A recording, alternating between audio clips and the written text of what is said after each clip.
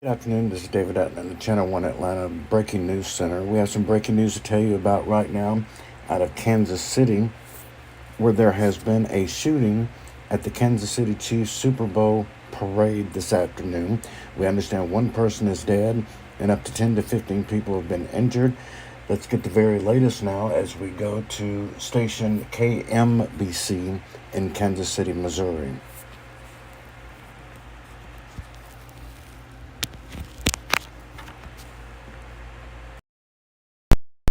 She actually saw one of the victims go down. Here's what Melissa had to say a short time ago. We were over on the left side of the stage and we were headed off to go up the hill towards the memorial to get out of there, and all of a sudden everybody just starts running right at us.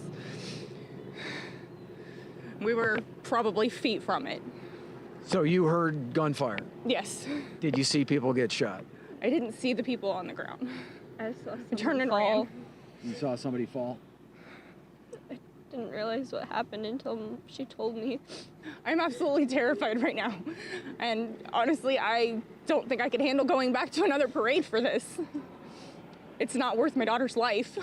I guess really being that close, I mean, you could, wrong place at the wrong time, I guess you feel like you could have been in the line of gunfire possibly, right? Absolutely. If somebody hadn't ran into us and turned us around, we could have been next. Honestly, I am very thankful for our responders and our police. They were very, very quick to rush over there and get the rest of the crowd out of the way and to try to help those that had fallen. And one of the things that has struck me here today, we've been here since this morning, is how many young families came out to this celebration today. I talked to a husband and wife that brought their two very young daughters, one 4 of them, one 3 from Atchison. I talked to another man who brought his 11-year-old son from Columbia. We saw a lot of strollers out here. So to have all of these children potentially in harm's way, obviously is just a really difficult thing to process. And as Katie so eloquently talked about, you have to remember, of course, not only was this a day to celebrate the Chiefs, but this is Valentine's Day. It's a day all about love for other people that are close to you. It was love for the team that did so well, that now back-to-back Super Bowl champions. And then you have a couple of sociopaths really mar what was a really beautiful day otherwise out here. And as you heard what Melissa say, she's not going to come back if there's another one because, she loves her Chiefs, but she loves her daughter more than she loves the football team. And so, that's the context that we're talking about. And we also have to remember that this last year, Kansas City set a record for homicides. And the last 4 years have been the 4 worst years for homicides in the history of the city. So here is an example of another homicide happening in the biggest stage possible, where you have the entire nation, even the world, watching. And obviously that part of it is not the kind of thing that folks from our area want the rest of the city and the world to see. We're live out at the zoo. Andy Alcock, KMBC 9 News. Andy, thank you. And he's helping these. There's crews going in and out and in and out, and that's what Len was doing, was helping them get through the crime scene tape. To what Andy spoke about, there's going to be a lot of anger from a lot of different people just about what happened today and how the day ended. It is unspeakable. And, we saw the person who was on the ground that 16-year-old was talking about, and then eventually loaded on a stretcher and taken away. And that was the initial situation that set off this whole series of situations that have taken hundreds of law enforcement's afternoon of investigating, and the investigation will go long into the night. I noticed that some of the Chiefs players, Drew Tranquil, took to social media praying for those all involved, and just hoping that everyone is okay. Hoping everyone is okay, and so some of the Chiefs players are kind of taking to social media as well, because it was to celebrate them. Right. And the celebration has been tarnished, and it's switched to an investigation, a homicide investigation, and and to just, so many frightened people at home tonight.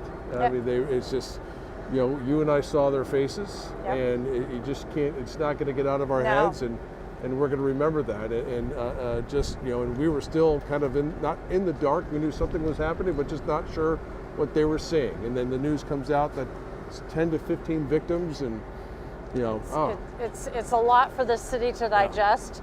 It's a lot for the people who were in attendance and realized what was going on to digest. We want to go to Matt Fleener now, and Matt, you're outside one of the hospitals where several victims were taken. And 4 gunshot victims were brought here, 8 other victims here at Truman Medical Center as well. We understand some of those may be some broken legs or maybe some trampling injuries, those types of things. We're going to confirm that exactly. But we've been speaking with several people here, including family members who say, we talked with one woman who said her brother was shot in the face, another man who said his sister was shot as well. And we've also been speaking with another couple, and we may get them over here really quick for an interview. Would you guys mind coming over, speaking real quick? And this couple is amazing. They've been walking around here at Truman Medical Center and also Children's Mercy, which is right up the hill, Hospital Hill, and simply they've been praying. Chiefs fans that are praying, and you both were down there. Would you remind me of your names again? My name is Leandre. Yep. Yep. And your name? My name is Spencer. Yes, Leandre and Spencer, and you came down here to the hospitals to pray. Yes. Why? God led us. God honest truth. We were actually dropping off a friend of ours that was out at the event with us, and right after we got done dropping her off, God said, "Go back down there and begin to pray for the children at Children's Mercy." And so we were just obedient. We listened to God, and His voice was loud and clear. And so we just wanted to get on the grounds and pray. Your friend had a child that was trampled in this. Is that right? Yes. Yes. So we actually found out with us coming down here that's what happened. She broke her leg, and so it's just amazing, like how God moves. We listen to Him, and we are able to come in and pray and intercede for not just her but the other children as well. We're hearing that there are 4 gunshot victims that were brought here to this hospital, 8 other people that were brought here as well. You were down in there, and you said you saw the shooter. Yes. So we saw one of the shooters. I know it's multiple shooters, what we've heard, but one of the shooters, he was literally feet away from us. And when the ranger that had his gun drawn in front of us, he pointed the man out. He darted out from literally like this close from us and just shot into the crowd, and the ranger took out after him.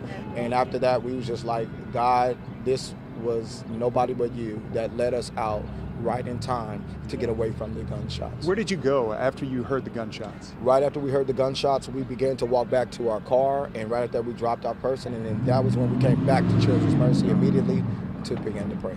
Have you heard any status update on your friend's child? I haven't heard anything yet, so I'll be looking at my phone here in a second just to see what's going on. But we believe God, we trust God that they'll be fine. And God, it is only a broken leg, and her life was spared. So that's what we're thankful for. We talked about what an amazing day this has been. It was an amazing day right up until the moments of these shootings, and you both had to go through just an emotional roller coaster, and you're probably still on that roller coaster right now. Yep.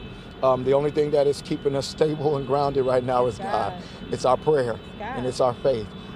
He's brought us out through many situations like this, and we're just praying the same for these people and their families. Yeah. Well, Leandre, Spencer, both Chiefs fans and both faithful prayer warriors who are outside here at Truman Medical Center and Children's Mercy. Go Chiefs, and goodness gracious, we appreciate you, and we'll let you get back to praying right now. So you bet, absolutely. Thank you very much. And they just said it beautifully. I noticed them. They were just walking around, and I could see they were actively holding their hands out and walking around and praying for the people that are inside here at the hospital and then up at Children's Mercy as well. And certainly a lot of people doing that today, praying for all of these victims here after this Chiefs rally and parade. Hard to say, but that is the reality here today. All right, Matt, thank you so much. And I think what those people said is exactly what so many of us are feeling across this entire city and this area. Our hearts are heavy, And we are just experiencing as a community something that is just unbelievably tragic, and the end of a day that was just supposed to be just so celebratory. Yeah. We are being told to move again. So Chris and Bria, we're going to have to pack up and we're going to land someplace else, and we will touch base with you a little bit. Yep. Okay? All right. All right. We will be Okay. in touch with you just Talk as to you soon as you get that chance. Matt Fleener was outside TMC, Truman Medical Center, University Health. Children's Mercy, he mentioned. Children's Mercy just posted something on Twitter, now known as X, 3 minutes ago. We are actively caring for patients. This is at Children's Mercy. If you believe your child may be in our care or injured, they give a telephone number, 816-648-2590. 816-648-2590. If you believe your child may be in the care of Children's Mercy. And another high-profile public event with gun violence here. We're coming up, 3 hours of coverage right now on this same incident, Keds, and again, as we mentioned, one person dead, possibly 15 people injured.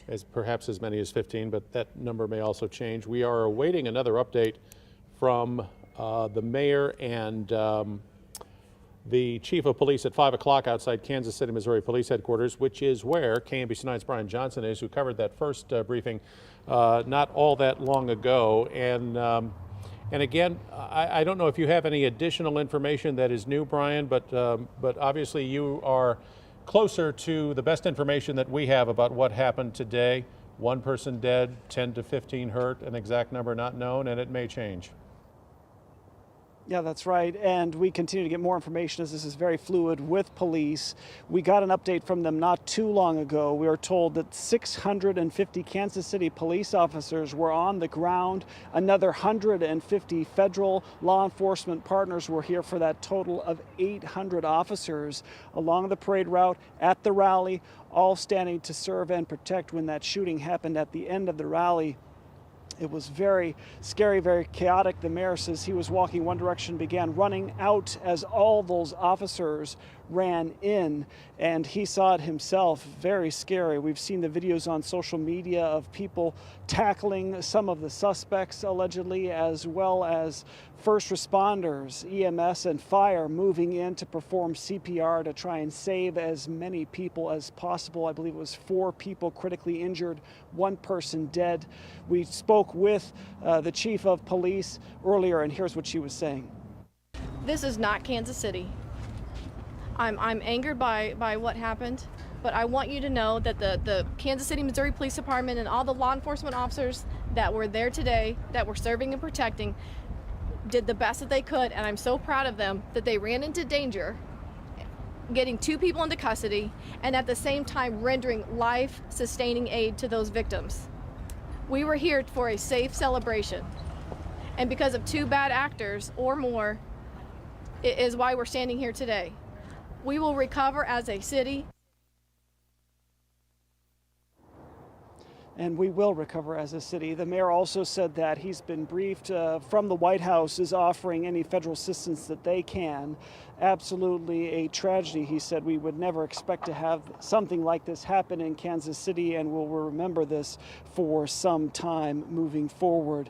Obviously, a lot of hearts broken on what should be a day filled with love, and a day that many people look forward to their whole lives, to see their hometown team win in a Super Bowl and come to this parade and rally only to have it destroyed, ending in this horrible tragedy.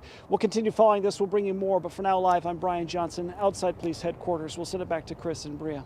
Brian, thank you. We know the Department of Homeland Security is on the ground assisting local law enforcement in their response, and those in the area of Union Station should follow the direction of local law enforcement. That's what they're cautioning you to do. And this is video from much earlier in the afternoon, in the moments that followed the sound of gunshots outside Union Station, not once but twice, as the rally and celebration was coming to a close.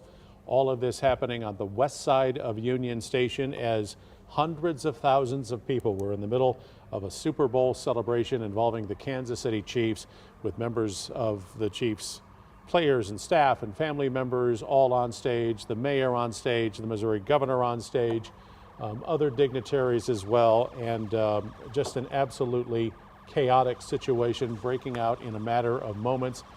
We have reports, we have video of, at least in one case, some members of the crowd tackling an individual who was thought to be one of the shooters. And you know, what was strangely odd about all of this is that you know, not everybody probably knew what was happening when it was happening, because there were just so many people there. Yeah. Cell phone service was limited because of the size of the crowd, and so word didn't necessarily spread as fast as you might think it might have. No, and it wasn't until about 15 minutes into what was happening you started to see the crowd disperse.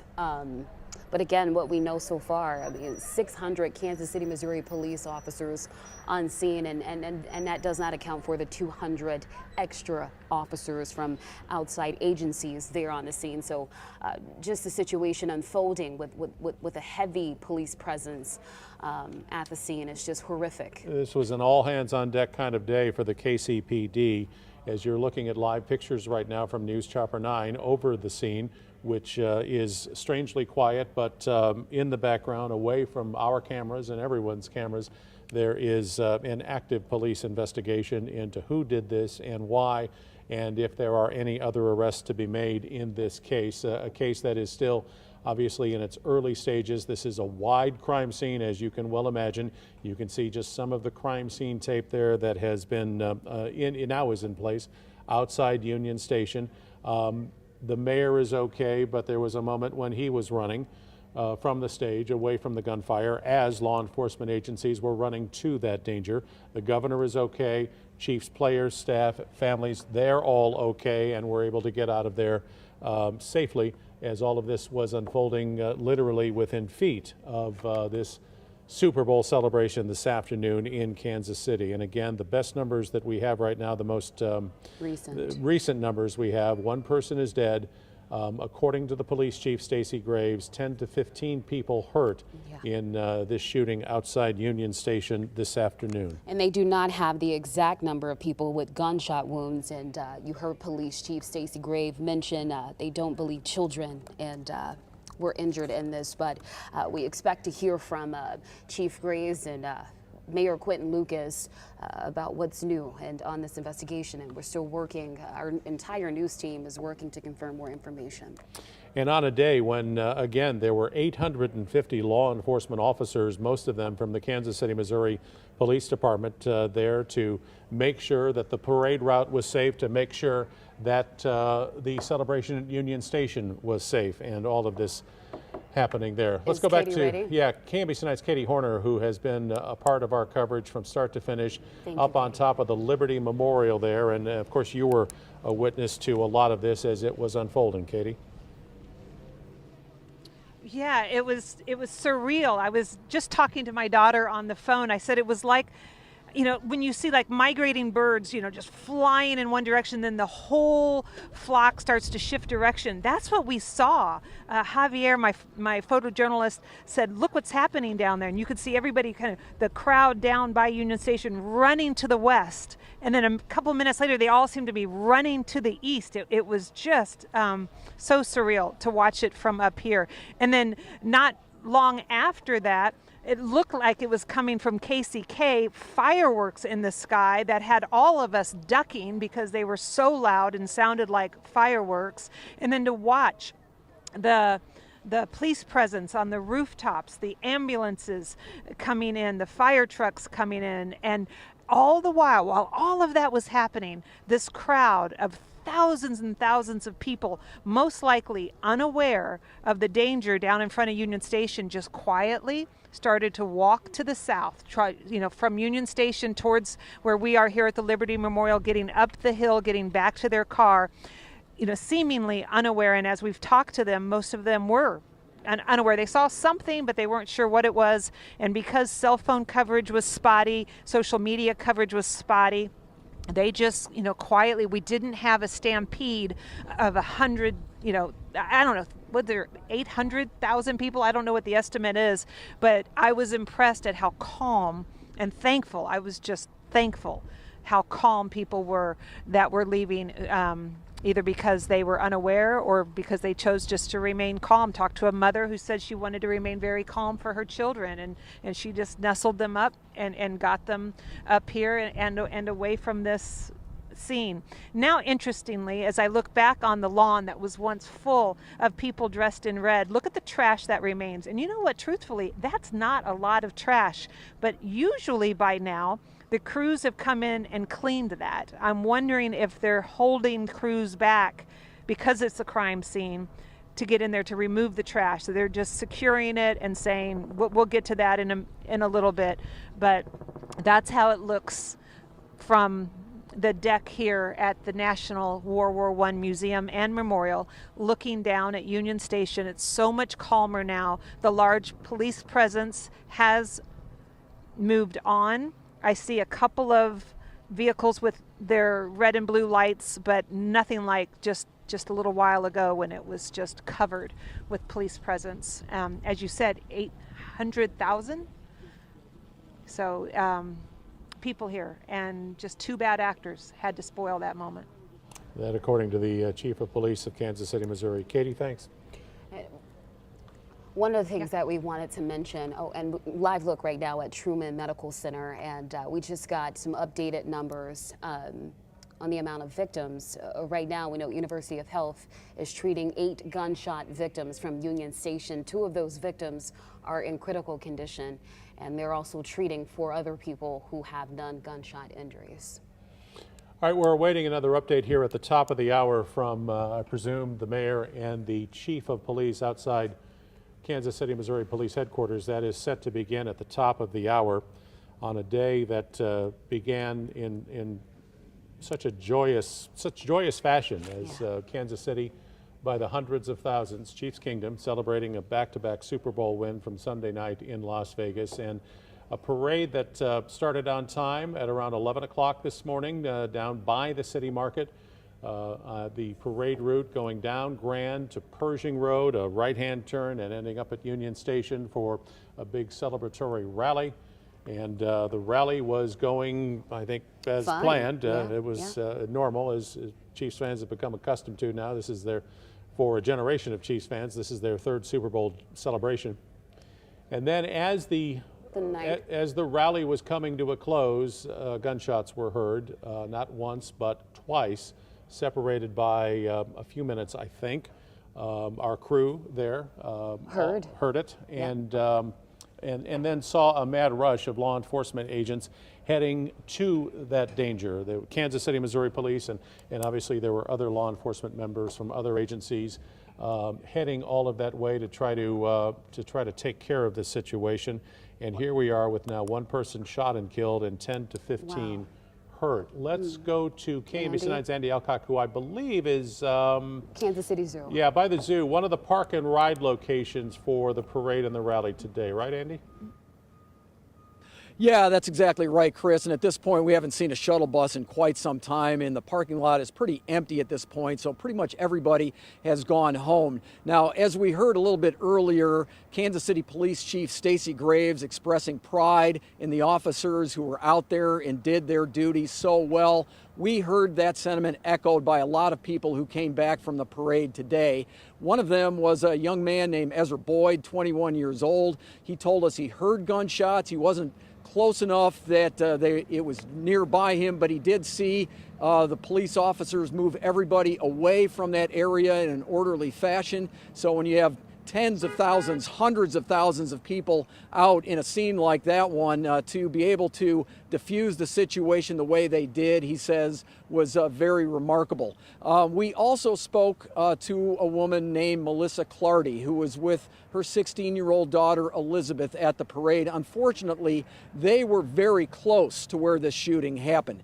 And when we talked to them, there were tears streaming down their faces. The young girl, 16 years old, telling us that she was close enough to see one of the victims actually go down. Her mother saying that this will be the last time that she would go to a celebration like this one, even if the Chiefs are fortunate enough to win again, because in her words, she says, "I love my Chiefs, but I love my daughter more." And she's just not going to risk it. And certainly one of the things that we saw out here today from the early morning when we were here with all the smiling faces of people getting on buses to go to this event, there were so many young families. Remember, a lot of the schools in our area were out today, so children would have an opportunity to go to this event and have a good time on a beautiful mid-February day, one that you just don't have very often. We've seen our other celebrations, very cold weather, not really very pleasant. Today is like a spring day, gorgeous day. So we were told by the folks at First Student who were running the shuttle buses that they had something like 10,000 people that they had already taken by 10 o'clock this morning. And the one guy from First Student told us that there was somebody that had come in, that had driven in at 2 o'clock in the morning and was waiting there. When he showed up at 6:15, there were 200 people waiting to get on the shuttle bus. That's how passionate people were about attending this event and having a good time. And unfortunately, we've seen what has happened. We have talked to a lot of people that have young children, and one guy I talked to, he has a 3-year-old son. He said that he's not going to be scared off by something like this, but he's also noted that if he was close to what happened, he might have thought differently. And we mentioned the young man, the 21-year-old Ezra, who we talked to. I asked him about this shooting, and he said he was not surprised because, unfortunately, this is the kind of society that we live in today. Reporting live at the zoo, Andy Alcock, KMBC 9 News. All right, Andy, thanks. More live pictures from News Chopper 9 above the west side of Union Station. One of, we think, are multiple crime scenes as a result of today's shooting at the end of today's Chiefs celebratory rally. And we've heard Mayor Lucas and Police Chief Stacey Graves talk about a law enforcement rendering life-saving aid to the victims on scene. Again, we just got that update from University Health about the number of victims, 8 gunshot victims from Union Station. 2 of those victims are in critical condition, and 4 others who have non-gunshot injuries. And that's out of a total of 10 to 15 people who were injured in what happened today. I don't know if we have KABC 9's Dennis Evans and Kelly Eckerman ready to, there they are. I think it looks like you're still in Washington Square Park, across the street from the Westin Crown Center.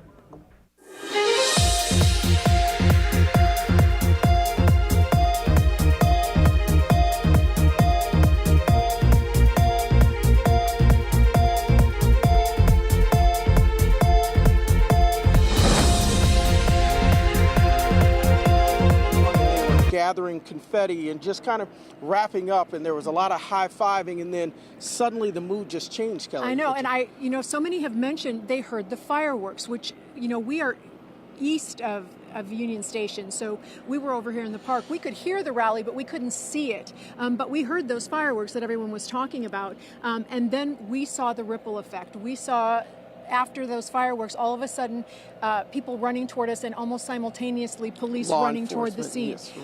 And it was kind of surreal. And then all the sirens, and obviously something was happening. It was just such a surreal feeling. And we have our security detail here too, and he immediately looked at me and he said, that's gunfire. He said, they're going to gunfire, and he kind of pushed us off to the side, and we could just see the state police officers coming this way. You could see the, Kansas City Police Department going in that direction. And we just saw people, and we're going to spin around a little bit this way. There is a fence down here. This fence, which is a barrier that has kept people, from crossing this road, and people were in such a panic that they just completely trampled this fence as they started coming in this direction. People just wanted to get out of there. I saw one young girl who was running so hard, and once she got to what she considered to be a safe area, she bent over and she was having a hard time breathing. And we saw several reunions, people who got separated in the midst of all of this chaos, and when they found each other again, there was just such a sense of relief. And we also saw a second scene where there was a huge police presence, and they were trying to rope off or cordon off the area. That was part of it until this was an active crime scene, and a huge crime scene until they knew exactly what was going on. So there really was a lot going on and a lot of questions and a lot of confusion. And I know that, we saw the faces of the people who were coming this way. And I know I saw one woman, I could tell she was very upset. And one of the first things she said to me, "Is it safe here? Is it safe here? Am I safe here?" And so obviously she had been through a lot. She was someone who was taken into Union Station and finally was allowed to leave, but then she didn't know where to go or what to do. And we talked to her. Let's listen to some of what she had to say about what she went through.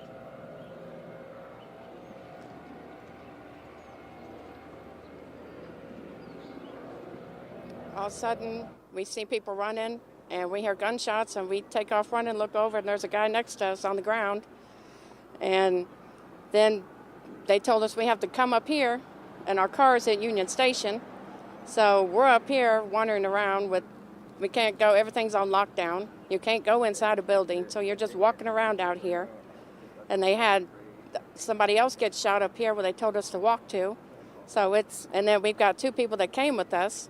I was going to say, at this point, you haven't been able to reunite with. And so we're just out here wandering around on foot because the place we have to go to report a missing is not walkable distance.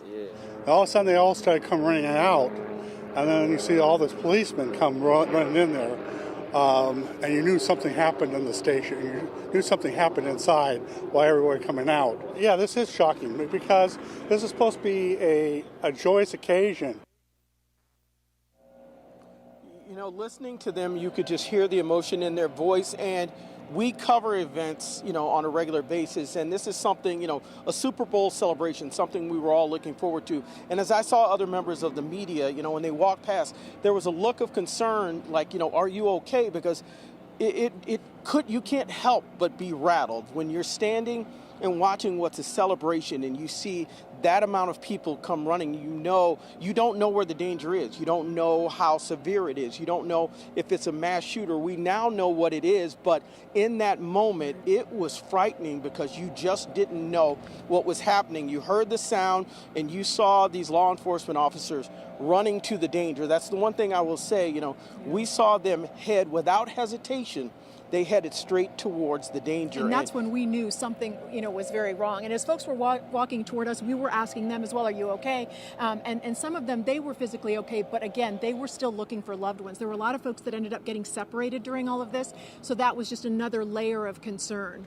And this is something that is going to stay with people for quite a while because people look forward so much all week long. That's all I heard was people talking about, "I can't wait to go down." Are you going to the parade? And, back-to-back championships, all the things that go with that. And, we saw the players running past here with shirts off and having a good time, interacting with the crowd. Just where we're standing right here, just about a football field or so away from where all this was taking place, you had little kids just, playing underneath our riser and, tossing the football around in this grass back here.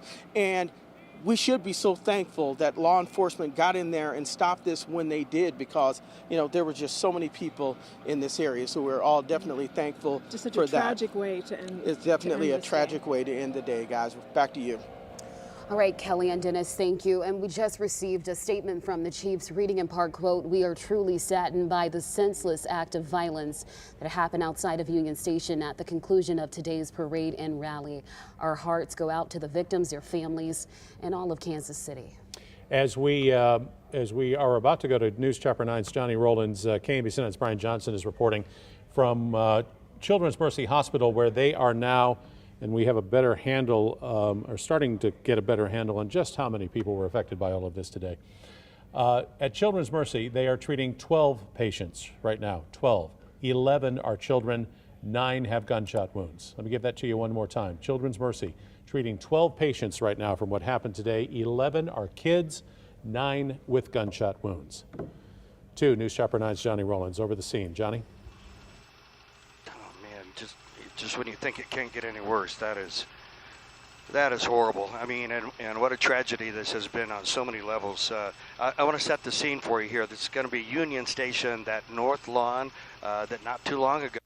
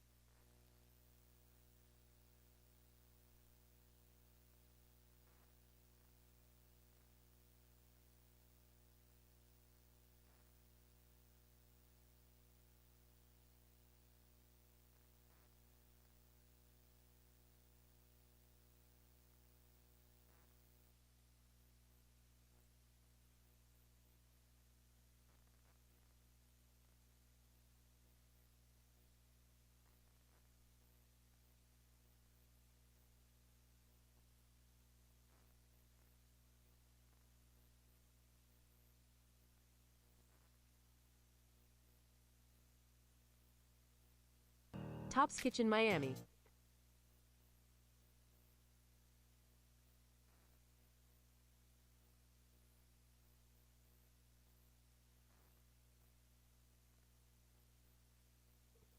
We're still that way, and again, it's only unfortunately 2 or however many suspects who did this today, but one way or the other, emotionally and on many different levels, this is going to be really hard to recover from.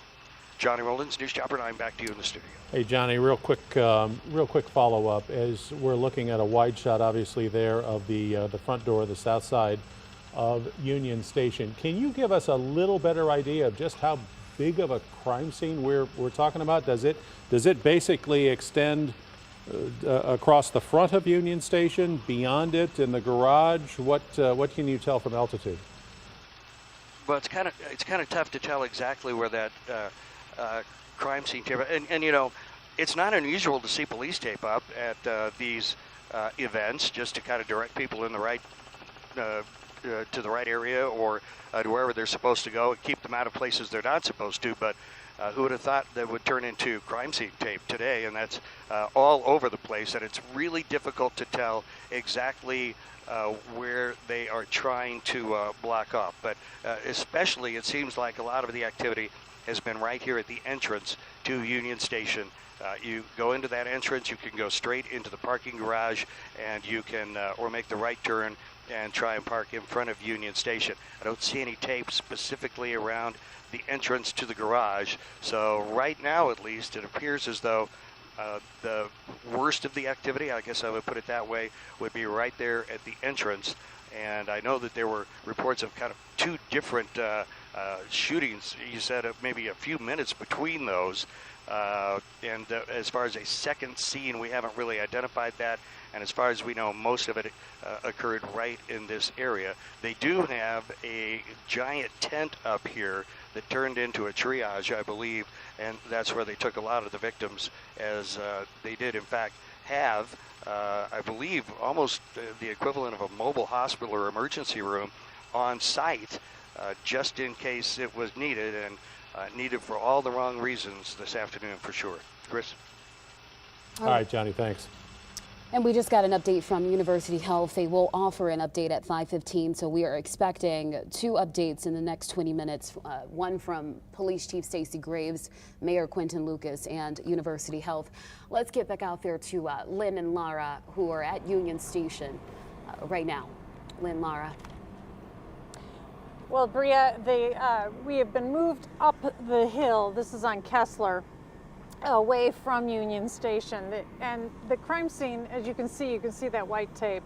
It is large. We couldn't hear Johnny Rollins and what he was saying, but I know he was giving you that bird's eye view of just how huge the entire scene is. And you know, it's really remarkable the amount of area that police are going to have to be scouring through. Well, definitely a heavy police presence earlier today. That police presence has kind of been scaled back here, but there is an investigation going on, so they did extend the perimeter. That's why we're a little further south on Kessler here today, because of course there's so many questions that need to be answered about what happened here. There are, and you know, we talked about the Chiefs players that were inside Union Station then, and they were held there for a long time with their friends and their family members, coaches and staff members, before they were able to exit Union Station and get on the buses and head on their way. And Charles Amenahue tweeted, "Prayers for those affected at today's parade. A time of celebration ends in tragedy. When are we going to fix these gun laws? How many more people have to die to say enough is enough? It's too easy for the wrong people to obtain guns in America," and that's a fact. You know, a lot of people are now kind of stepping back and thinking about everything that happened and having their own personal reactions. And the Chiefs, Bria, you read that statement that they put out. And of course, Mayor Quinton Lucas and Chief Stacey Graves, you know, are really in a state of frustration, hurt, and anger at this point, that what was supposed to be a fantastic day has ended in, I mean, we have 9 children with gunshot wounds that are being treated right now. 9 children. School was out today because it was a red snow day to celebrate the Chiefs being the world champions. It was a gorgeous, gorgeous day for families to come out. Absolutely. Marred by what happened earlier today. And of course, there are some people who are still kind of hanging outside the perimeter because the Union Station is shut down. They can't get to their cars inside the parking garage. And of course, there was an active scene inside the garage as well, and we were told that was contained. So obviously very active as far as the investigation is concerned. Nothing to be concerned about that's happening right now. And of course, they just keep kind of pushing the perimeter all the way up. If you're familiar with the area, Liberty Memorial is right up to our left here with the World War I Museum. Of course, the big grass lawn, that's kind of cordoned off as well in this area. So we're expecting another press conference that's coming up, I believe, at the top of the hour with Chief Graves to get more information about what happened here today. Yeah, we're going to continue to have updates. Jean Peter Baker, the Jackson County prosecutor, was also on the scene. She has since left at this point, but you know, just so many people have heavy hearts. Just that it's all ended this way, and it's hard to process all that has gone on and all that people have witnessed, and just all of the emotions kind of coming to the surface. I know that's what's happening for me personally, just being so close to everything that has happened and just being really, really frustrated. Absolutely, and we saw it. We were here a part of it and seeing what we were seeing, and it's hard not to be affected by what we saw, even though there was so much chaos and confusion as to what exactly was happening. And of course, there's word coming down. And just to kind of give people at home an idea, we have like a security detail with us for crowd control, just to make sure that people don't, kind of come in. So they were doing a fantastic job. Little did they know that they were going to be here keeping us safe, and they did a remarkable job. They really did. In keeping us calm and cool and understanding. They are also understanding what was happening in there and sharing that information with us. But we were fortunate to have that, where many people who did not have that and were just as confused as we were. Well, and law enforcement worked so quickly to understand what was happening and tend to the gunshot victims that were feet away from us, one victim. But even 45 minutes, almost an hour later, the scene was still uncertain enough that when law enforcement was ready to move us from where we had been all day, covering the parade and the rally, they stopped us again because of the situation at the parking garage. And so, that's why a lot of people cannot get their cars in that parking garage, and we have no word as to when people will be able to get their vehicles out of the parking garage. So, we waited again until they felt like we could move again. So just, a situation for all involved. And I think about all the families and all the people who just so innocently were enjoying the day. And it breaks my heart that their day had to end that way. A troubling evening for those families, for all those families. Is. So, hearts go out to everyone who were here today. Yeah. Chris Abria, we're going to send it back to you. We know at the top of the hour, very soon, we should be getting an update from police headquarters from Chief Stacey Graves and Mayor Quinton Lucas. Is that correct? That is the best information that we have right now, subject to change, obviously, but that's what we're going with right now. A 5 o'clock presser outside right there, the doors of police headquarters downtown. There'll be a 5:15 update from the people at University Health Truman Medical Center. And just as we await that first briefing, the update scheduled for 5 o'clock, let's just go over the numbers real quick that we have right now. At Children's Mercy, they're treating 12 patients right now. Of those 12, 11 are children, and 9 of them have gunshot wounds. At St. Luke's on the Plaza, 1 gunshot patient listed in critical condition. They're also treating a walk-in patient with injuries not life-threatening. The University of Kansas Health System treating 1 person wounded in the shooting, according to the people there, condition unknown. So that's what we have in terms of the injured right now. And again, as we wait for the mayor and for the police chief.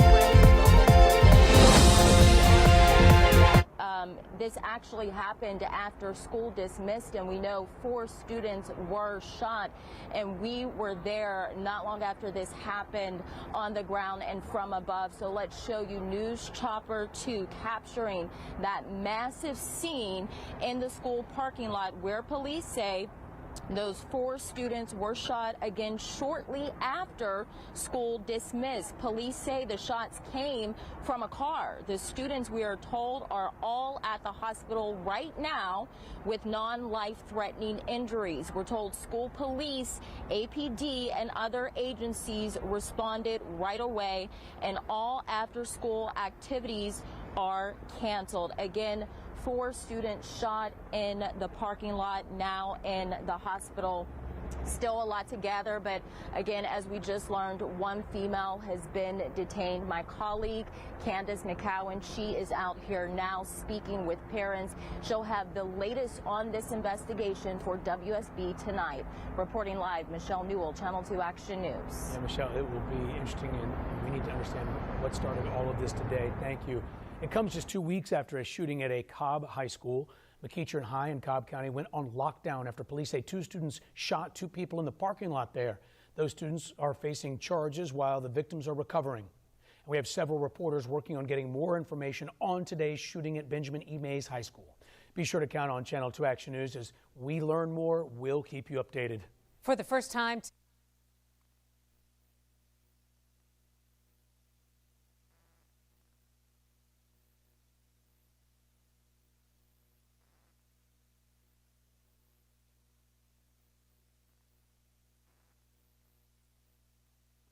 Supposed to be a day of celebration disrupted by gun violence. I mean, it's incredibly heartbreaking to report on this and to sit here and at the scene. And 600 law enforcement officials from Kansas City, Missouri, not to mention the 200 police officers from outside agencies. So heavy police presence on the scene, and it's just truly heartbreaking to continue reporting on this.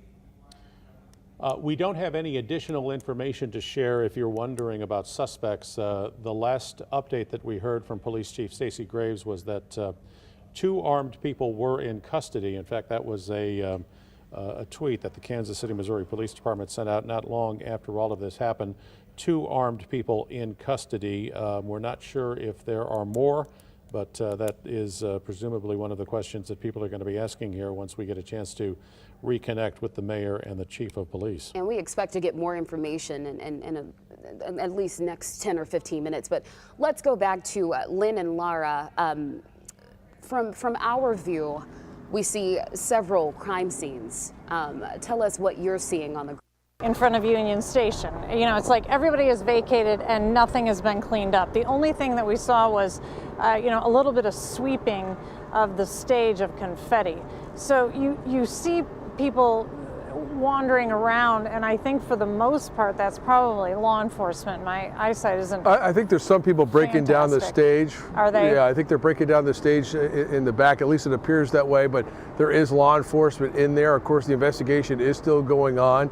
And as far as the scenes, I think what we saw was just in that front lawn area to the left, probably a little bit further left, is probably out of view, but to the west lawn in front of Union Station is where one of the shootings happened, and then there was a second shooting where we heard gunshots go off, but unclear where that was, but we did see people fleeing on the other side of the lawn to the east of Union Station. So like to the east of the fountain. Yeah, east of the fountain, in that area. So it's unclear exactly like how many exactly, and then we heard about something happening inside the garage later on. So there are several scenes in that area, and that's why you probably see the expansive perimeter in this area.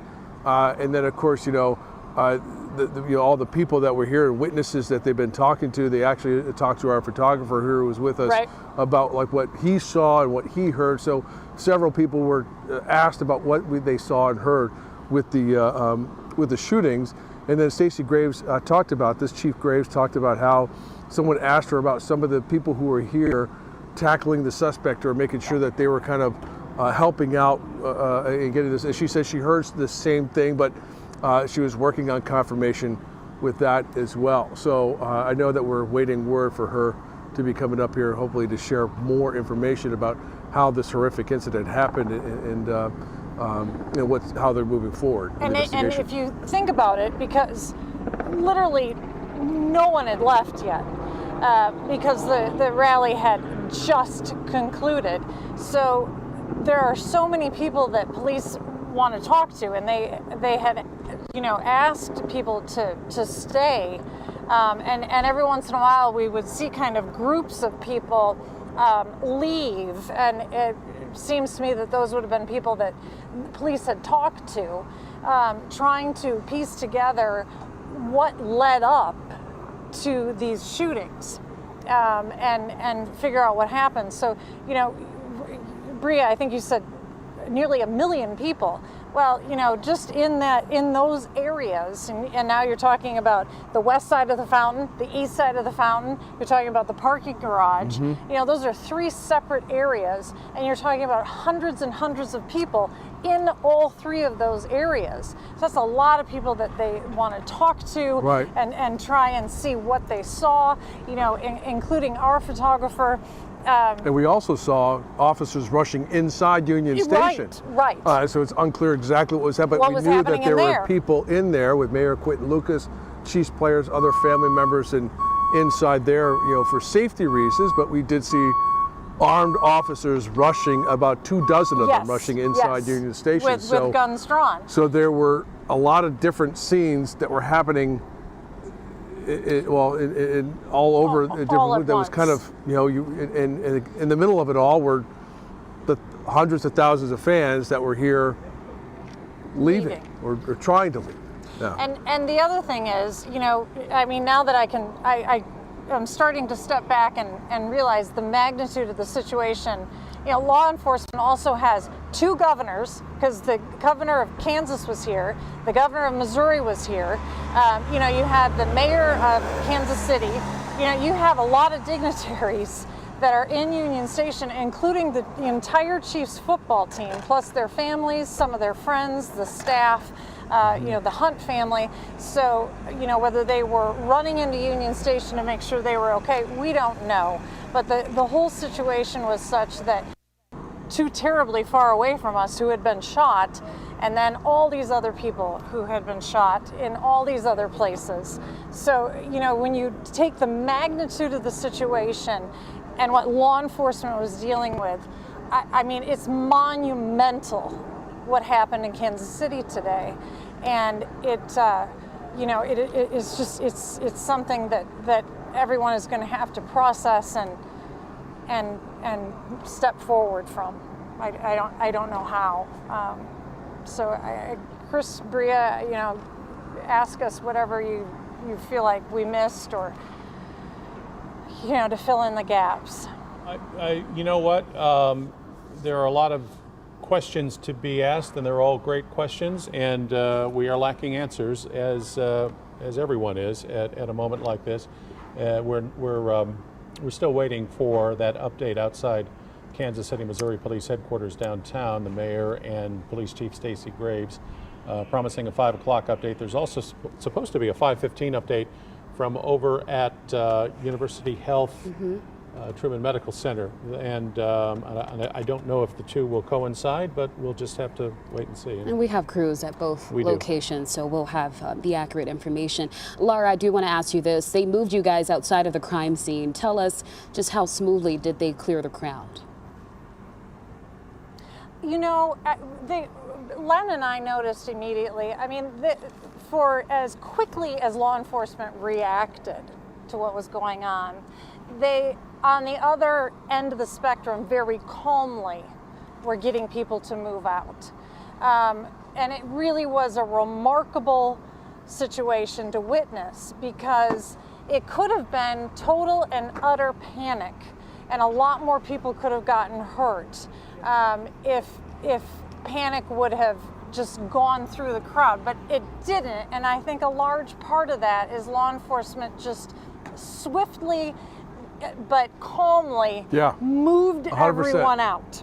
100%. It's like they almost started in the center and worked out to make sure that, in the center of and what I mean by the center is where the scenes were, and you saw people fleeing that first scene, and you're wondering what are they running away from. You see the officers moving in, and then after the second gunshots that we heard, you saw people fleeing and then police officers moving there, and then they're going into Union Station, going into the parking garage.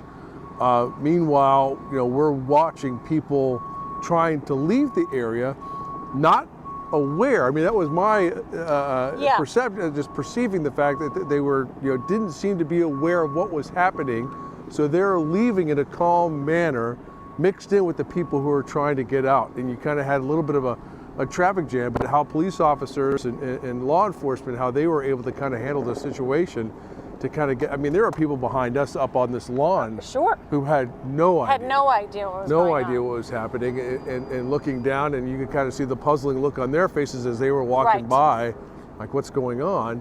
But at that time, most of the scenes that we saw on the lawn in front of Union Station were relatively clear, like they put the tape up and relatively clear. So they got, with the exception of witnesses and paramedics and people who were responding to the scene. And so, if you think about it, if the officers, because they didn't start yelling, it wasn't a situation where they started yelling clear out, they never raised their voices. And, it's really a credit to them to move people out. Now, I know, Kelly and Dennis are over by Washington Park, and so they're on the far east side of Union Station. And I think at that point, word may have started to travel, because I think they witnessed, people coming in their direction. Yep. Yeah. And kind of pushing out and wanting to flee. They wanted to flee. So, and that's certainly understandable. But and there are, people on this list who were hurt in all of this, not from gunshot, but from either leaving or whatever, that are being treated at area hospitals. There were announcements on the loudspeaker, not immediate, right? But there were announcements that came over the loudspeaker relatively a little bit later after the incidents, that to ask people to leave in a cordial manner, and as safe as they possibly can. And I think people were still hearing that announcement, not quite sure, like what was happening, or just, I guess they want us out of here, so I guess we're going to leave. But I have a feeling that there's going to be a lot of emotions felt by a lot of people who attended today's rally, whether they witnessed or whether they heard. There's just it's a highly emotionally charged situation for all of those families, and for people who just came out here with the attitude of, I'm going to celebrate Valentine's Day by celebrating the Chiefs. And so our city is going to go through quite a bit emotionally from here and moving forward until we get to a place of having processed what we all witnessed today. And Laura and Lynn, you guys have been there all morning, and practically in the middle of all of this. How are you feeling?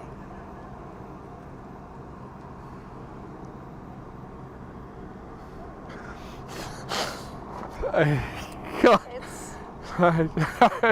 don't think I've had a second to think about that until you just asked me. Sorry. But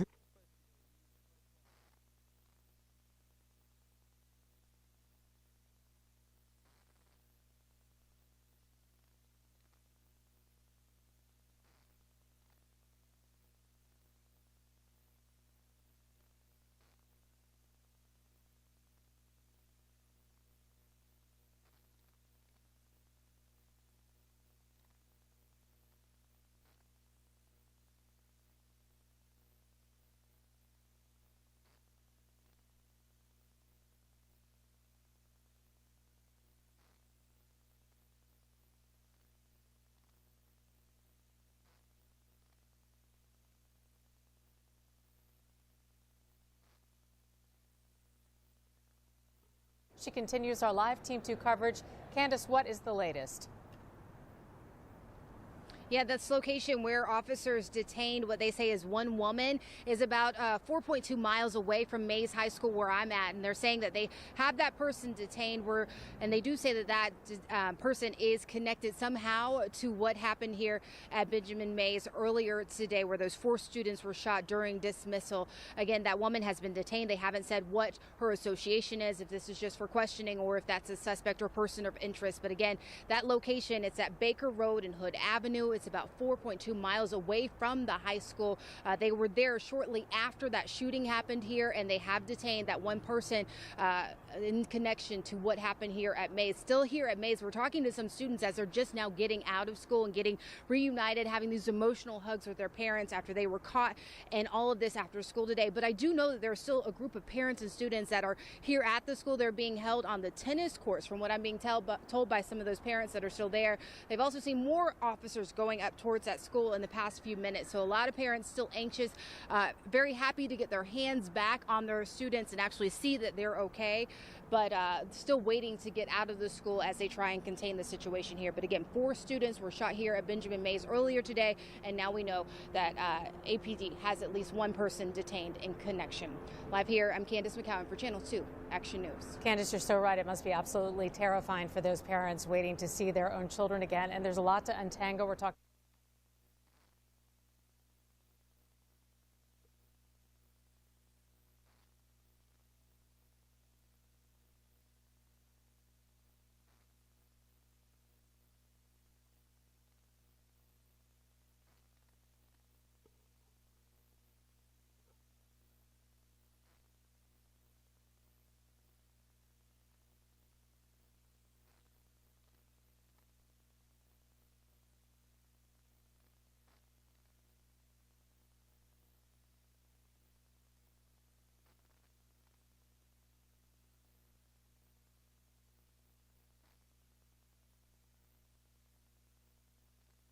Here in a few moments as we await their update from outside police headquarters. It was in 2020 when Kansas City was among 9 cities targeted by the Justice Department in an effort to crack down on violent crime.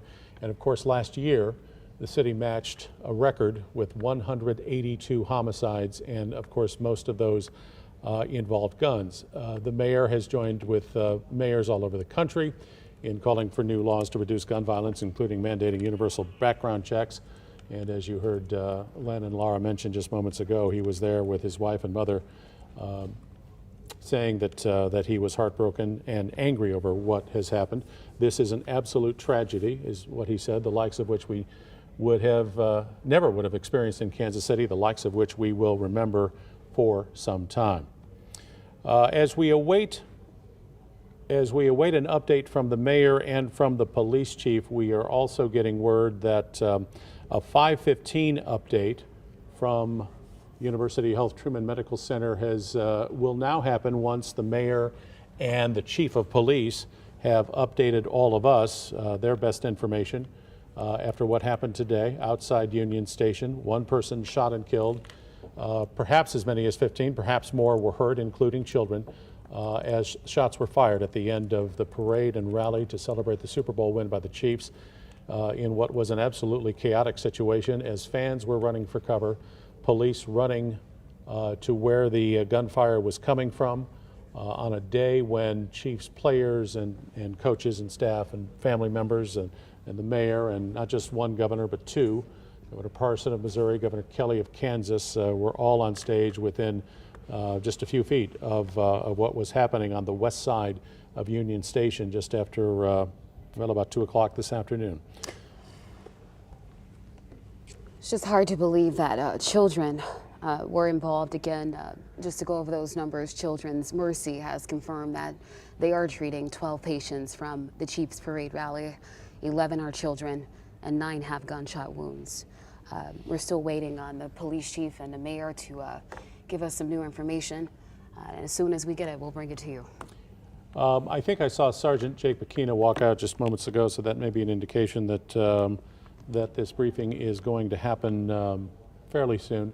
And again, once this briefing is over, we will turn our attention to Truman Medical Center, University Health, where there will be another briefing. I don't know that we'll I don't know that we'll get an update in terms of conditions of the injured, but we'll certainly get an updated number on what they are dealing with there on a day when it's not just Children's Mercy, it's not just Truman Medical Center, but the University of Kansas Health System is also dealing with patients as a result of what happened today. And we're still a couple of minutes away as I get a text message from our Brian Johnson there, who is awaiting the mayor and the chief of police.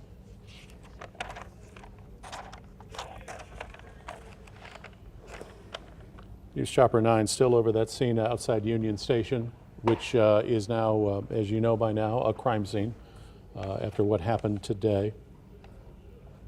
And here comes the mayor, and here comes the chief of police.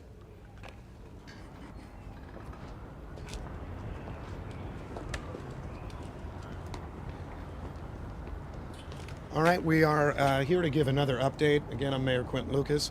I am joined by Kansas City Police Chief Stacey Graves, the Kansas City Fire Chief Ross Grundyson.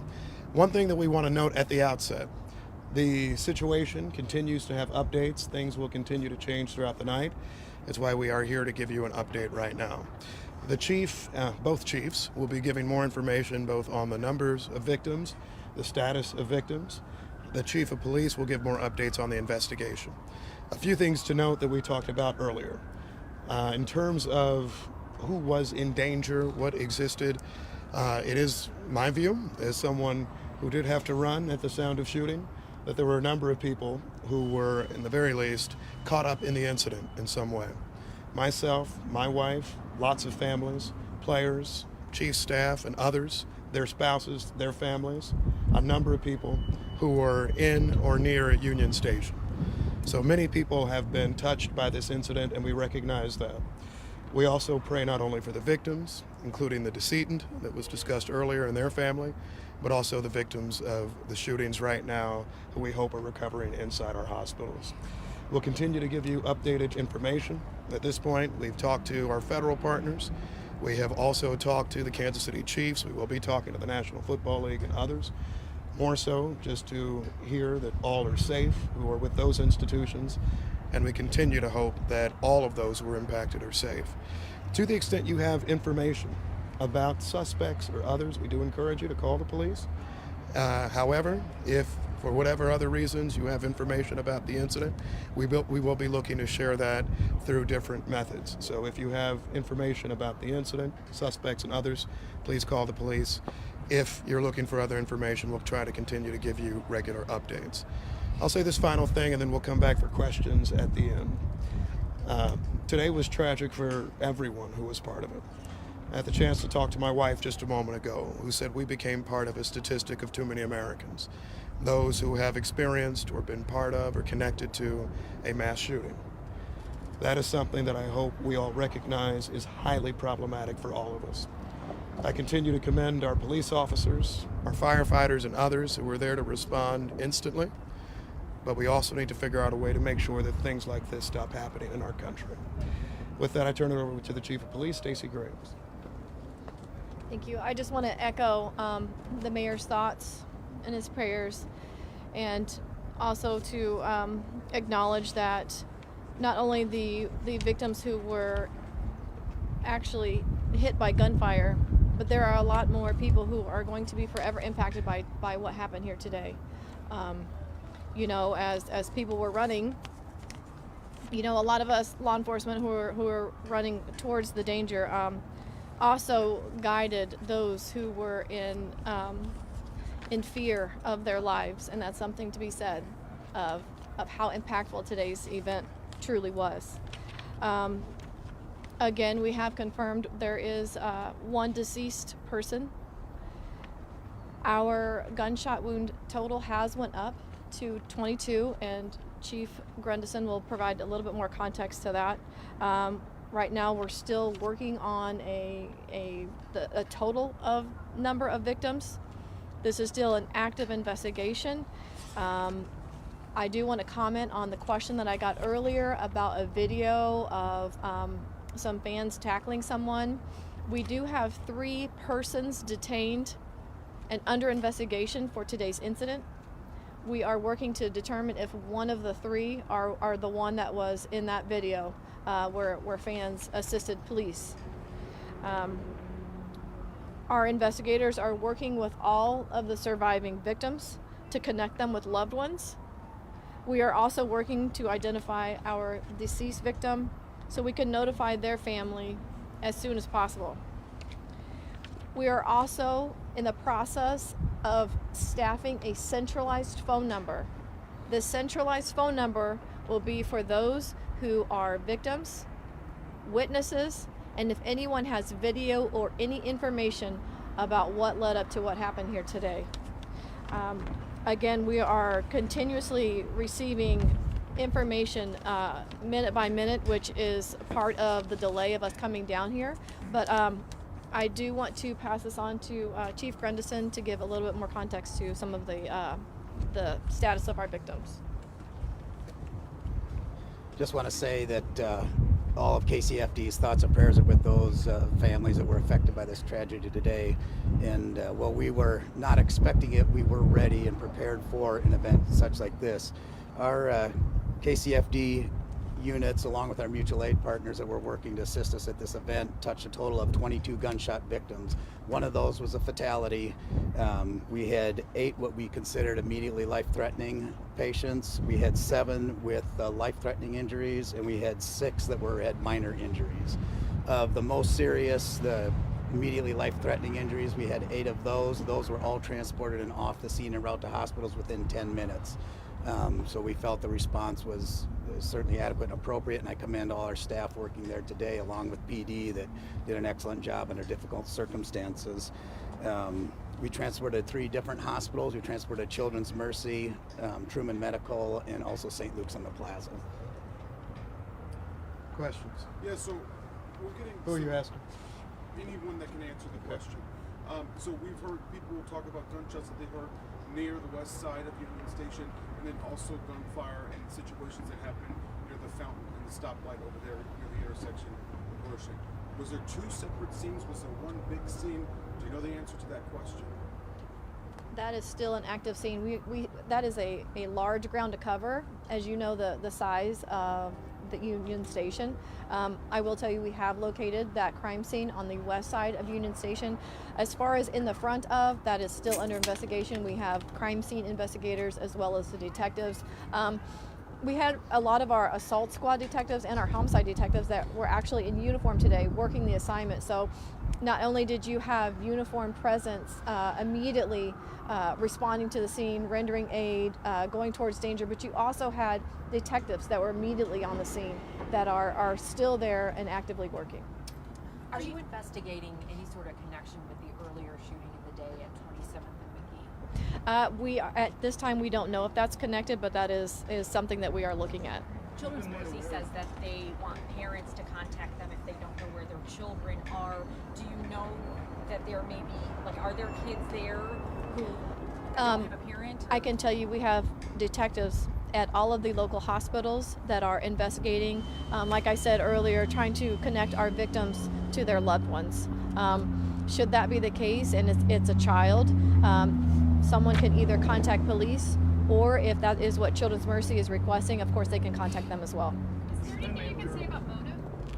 Right now we do not have a motive, but we are asking those who may potentially have any kind of information, a witness or video, to contact police. That's one of that, what I talked about, that phone number that we're setting up that's going to be centralized for victims, witnesses, and potential video evidence. Any age range on the person?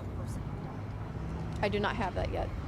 We learned of a second gunshot victim who has died from family. Has that development been, I have not been able to confirm another death.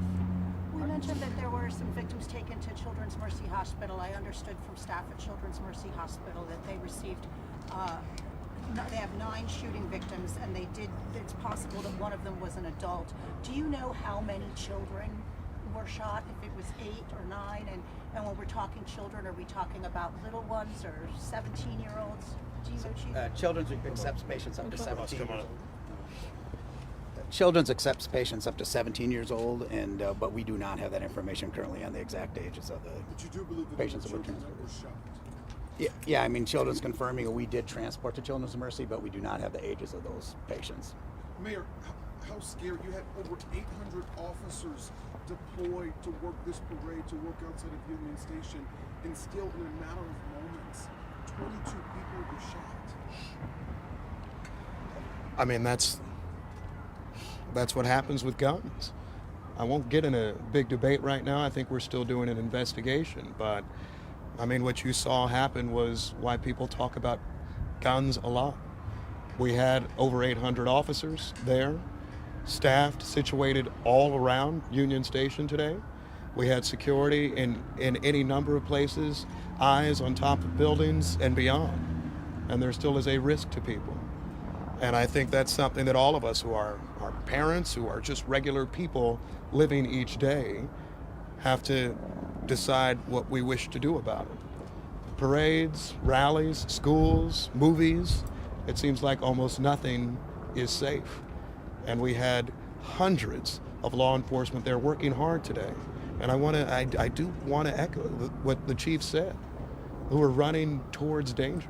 But in a matter of seconds, someone who wants to disrupt anything, someone who wants to create any type of situation, or someone who is very simply reckless, can change not just one life or two lives, but almost 24. And that to me is absolutely devastating. And it makes me feel vastly more concerned as a parent just in the world today thinking about that. Chief Graves, Graves, can you just tell us more about how you were able to detain those two individuals? I'll get you in just a second. Who clearly caused so much harm. What was the question? Can you tell us more about how you were able to take those two suspects into custody? Officers, uniformed officers were on scene. I don't have all the information of exactly what they witnessed, but there was a pursuit, apprehension, slight injuries by our officers taking someone into custody. But as far as you're directly answering your question, I don't have that information right now. Chief Graves, you have two gunmen in custody. We were talking about weapons earlier. Can you tell me how many and what type of weapons were involved? I don't have the exact on the weapons, but we have recovered firearms. I don't have a number for you or a caliber. We have recovered firearms, at least one. Chief Graves, you have two gunmen in custody. Do you believe there are any others still unaccounted for? We have 3 people that we have detained. And that is what we are asking for, is if anyone has any information, is a witness or has any kind of video that may provide us if there is anybody else that was involved in this. So is there a risk to the community at this point? No, at this time, the scene has been cleared, it's being held. And when I say cleared, I say the scene has been made safe and it's been cleared. Right now, we are in the investigative portion of that, collecting evidence, whether that be digital evidence or physical evidence. That is what we are doing right now. And we're also conducting interviews. Obviously, we have several victims that we need to have a conversation with, to ask questions, also witnesses. So there's a lot of work ahead in this. This is just the beginning stages, but we are moving as fast as we can. Can you explain that there was like a 5 minutes between the first shots and the second?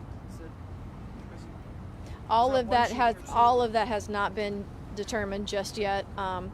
The number of shots, the time in between them, the motive, all of that is still actively being investigated. So we don't know if there were 2 separate scenes. We don't know the answer to that at this point. I cannot confirm that yet. And just, did I miss this? Was this inside or outside Union Station? This was all outside Union Station. Thank you. Thank you. Thank you. Might have just been somebody who was helping the police. I just want to make sure I'm right with my facts. You said you have 3 people in custody. We have 3 people that are detained for investigation. All right, Police Chief Stacey Graves, Mayor Kansas City, Missouri. That third gentleman there, Sergeant Jake Pekina of the Kansas City, Missouri Police Department's media unit. Again, the headlines: 1 person dead, 22 people wounded, 9 were children.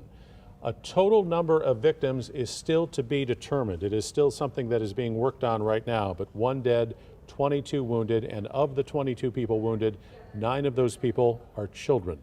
3 people are now in police custody.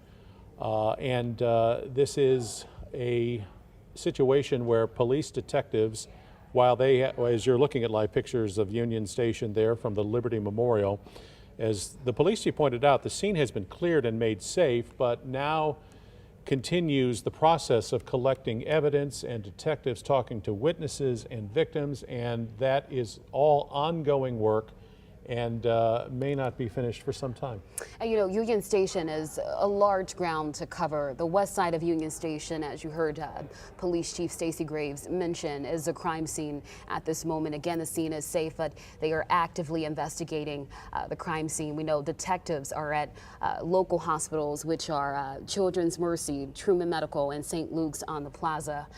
You heard Chief Graves mention 3 people detained for this investigation. They have also recovered firearms. So that's the update we just got from Police Chief Graves. That's Charlie Shields, who is head of Truman Medical Center, University Health. Oh, wait, okay. Hold on. So sorry. We're good.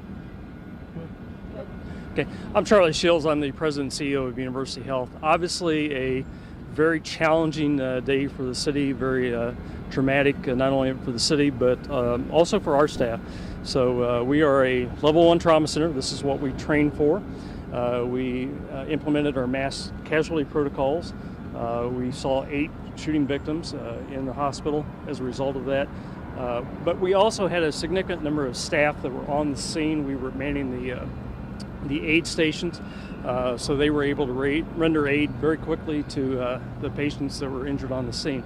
So Mark Steele is our Executive Chief Clinical Officer. He can answer any questions, talk about the condition of the patients that we saw and what's going on there. So Dr. Steele?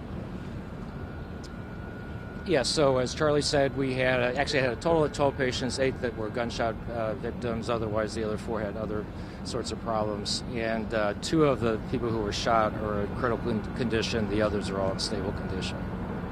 I just want to make sure I heard the numbers correctly. So it's 8 gunshot victims or 4? 8 gunshot victims in total who came here. Of those 8 gunshot victims, are they over the age of 18? I don't know their exact ages. Can you tell us anything about them or how come you think? I mean, all I can tell you is that 6 are stable and the other 2 are in critical condition. We saw some of your staff running into the hospital here, and we also saw some of your staff that were stationed here waiting to accept people that coming in here. What type of protocol do you train for and then had to activate today? Yeah, as a level 1 trauma center, we train for this kind of thing. We obviously hope that it never happens, but we were actually very well prepared. We had enough notice that we were going to get some patients. We didn't know exactly how many. Fortunately, being during the day, we had a lot of professionals, a lot of physicians here present, and so very quickly we discontinued starting any new surgical cases so that those surgeons and anesthesiologists would be available for any patients who had to go to the operating room. We called in some additional people early to come here to help out, additional emergency physicians, and some other surgeons came from home. Lisa Lopez Galvan passed away at the hospital. Sorry. We have reports from the family that Elisa Lopez Galvan Lopez died recently in the hospital. Are you able to confirm that? We didn't have anyone die at the hospital here. What are your takeaways from today? Obviously a wonderful day here that has turned into a tragedy. Yeah, well, I mean, obviously it's a big tragedy, such a big celebration, everybody having a lot of fun, and it's wrapping up and people are going to head home, and all of a sudden this happens. So, and as Charlie said, it's very traumatic. It's traumatic for anybody who was there in the area, not only our staff, but all the people who were around and saw this, and so it's really very unfortunate. One more question. When you say critical condition, can you explain that to our viewers, give them a scope of what that means? Well, that means they're very, very sick, and certainly we hope that they're going to survive, but when somebody's in critical condition, certainly things can turn south, but we hope that doesn't happen with these 2 individuals. Thank you guys for your time. I appreciate it. Thank you. Thank you. We are just rounding up. All right, so you heard there 8 gunshot victims here at University Health Truman Medical Center, and just a really tough situation here. And the staff that was down there at the parade, they actually had staff that was stationed down at the parade. They immediately rendered first aid to those gunshot victims. and a lot of them were brought here to University Health Truman Medical Center. A lot of people who are really working hard to make sure these victims get the best medical care as possible. We'll send it back to you for right now. All right, Matt, thank you. Matt Fleener outside TMC University Health, where again they are treating 12 patients.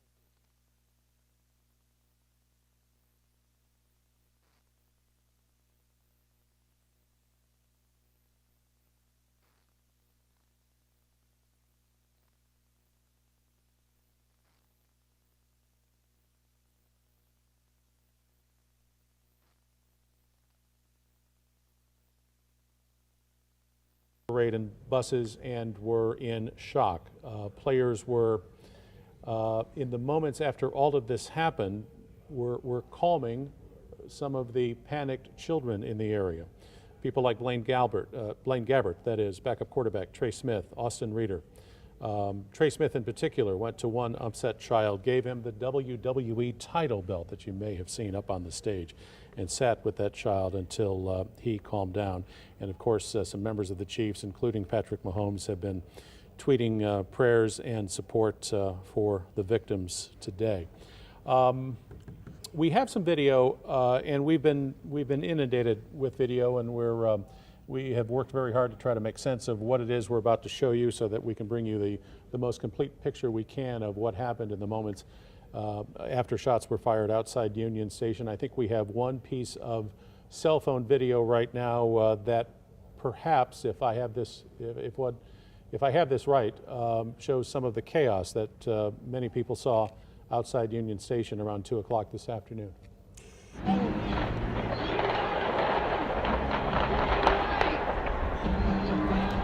You could perhaps hear some of the gunfire off in the distance. People running. And people running, especially to the garage.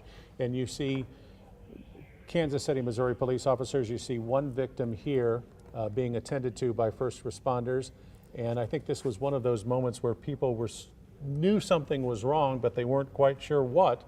And then you see people who are just kind of, especially along the bottom of your screen, just kind of an orderly procession away from the scene, and maybe those are the people who didn't really know what was happening. And we've seen several shots of police rendering aid. Let's go to viewer video from a cell phone, and this looks like Chiefs Kingdom apparently tackling an alleged shooter or suspect in this video. It was Stacey Graves, the Kansas City, Missouri police chief, and they've been getting an awful lot of video as well. And there's been a lot of video that has been circulating on social media.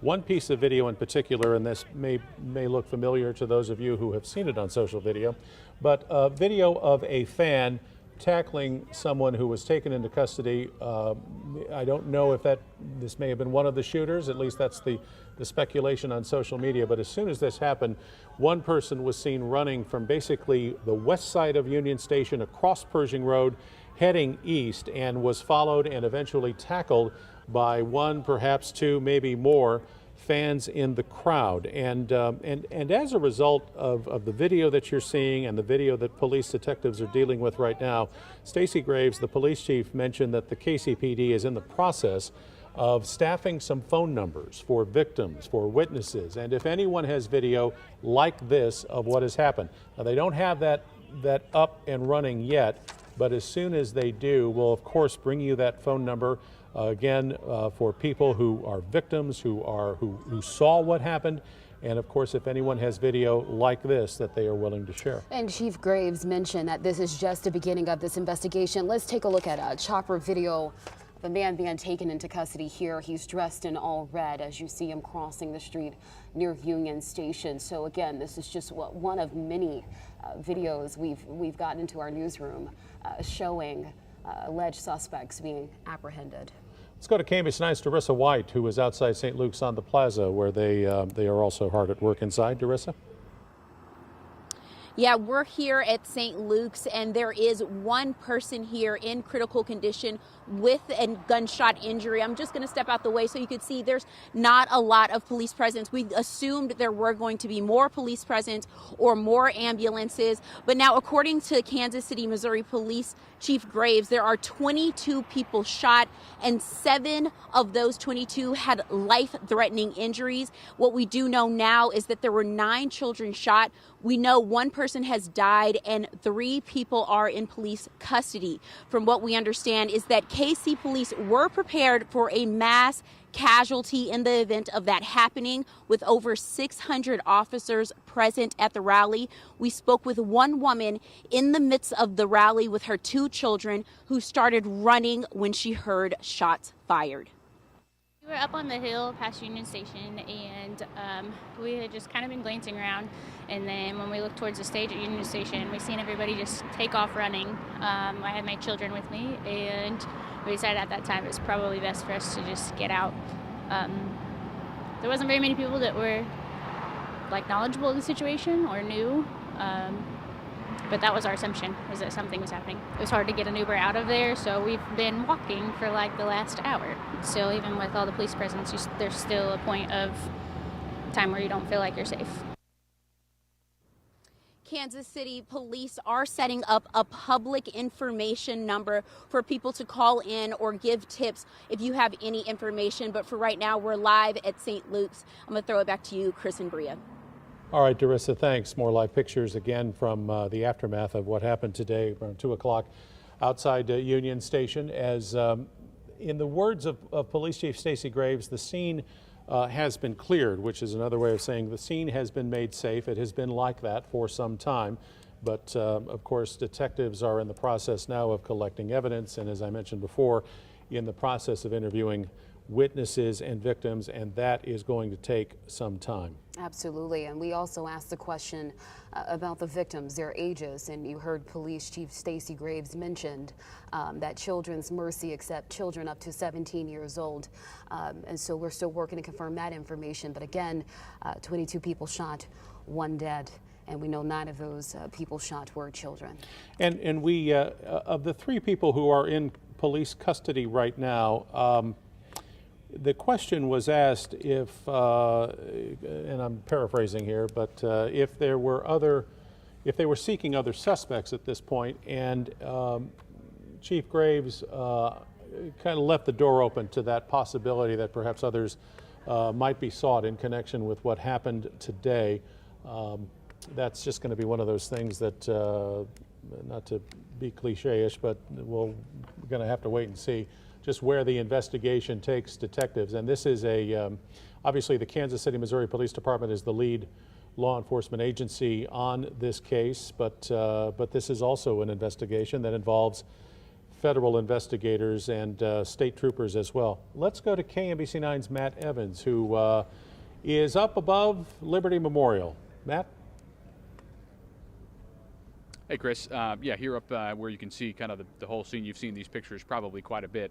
Taking a look at our beautiful skyline here, and it is a tough day for us here in Kansas City.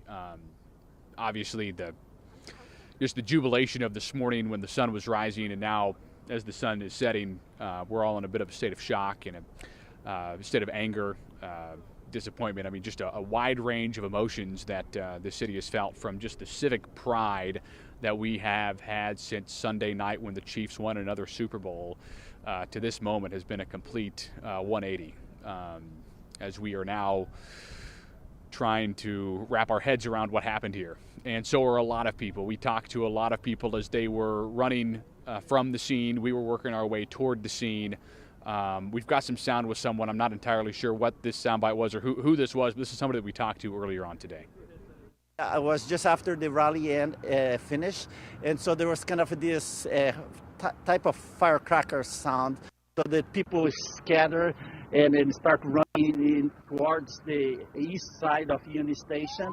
And then calm down a little bit, and then everybody started walking west, going out to the street. And then again, we saw that's more like a pop shot, and then people start running back east again. It's unfortunately that in a such celebration, there are some bad apples to spoil the party. Well, I was standing waiting for my crowd to come, waiting for my people, and boom, boom, boom, boom, boom. I hear about 5-6 shots go off. I thought they were fireworks. So I see so many people running towards me. I step out the way and let everybody run out. And as I start going out, I heard something else and everybody started running back. So I get out the way. I see so many people running through and people going under trucks and going for cover, people screaming. It was chaos all at the end. It was a great parade with a crazy ending. I know it was such a great day. It was such a great day, and I hate that something like that happened. It's very frustrating to have such a great event and something like that go down. That's what we heard from a lot of people that we talked to today. Is they thought it was fireworks. The rally was just ending on the stage here at Union Station, and they heard the gunshots, and they automatically assumed it's fireworks. The rally's over. We're shooting off fireworks to celebrate the team. And a lot of people, especially toward the back of the Liberty Memorial North Lawn that we talked to, said they really had no idea what had even happened. They just saw people start running. In fact, even when people were running away from the scene, a lot of people had no clue that there was a shooting. There were some people that were still in a very happy, jubilant mood. And a lot of people were asking us what happened. And obviously we told them what we could, but for a lot of people, this is such a hard thing to comprehend on such a day of celebration for our city, such a day of celebration for this team. Before this day turned, we had talked to so many people who were so excited about this team and about this city, and some of the comments that we got was this city is so resilient and so gritty, and that's how this team was this year, resilient, and fought back through all of the talk. The national pundits said they would never make it to the Super Bowl in the first place, and obviously they won. And I'm reminded of those comments now because this city is gritty and it is resilient, and somehow, some way, we will find a way forward through this. Most likely it will be through one another, because that is what we do here. We rally around each other in times of celebration, as we saw earlier in the day, in times of tragedy, as we are seeing now. And as we wrap our heads around this and let the detectives do their job and figure out what happened, that's something that I hope we all can remember as we try to find a path forward from what is just a senseless, terrible tragedy that happened here, and a scar on otherwise what could have been a pretty darn near perfect day in Kansas City. That's what we've seen from talking to people here. There are still people kind of milling about trying to figure out what to do from here on out, and we're watching police still investigate what happened. And of course, we'll keep you updated with any kind of information that we get here. And of course, this is a story we will follow very closely in the days, the weeks, the months, even the years to come.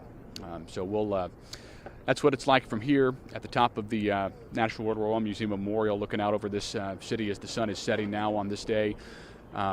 We'll send it back to you for now.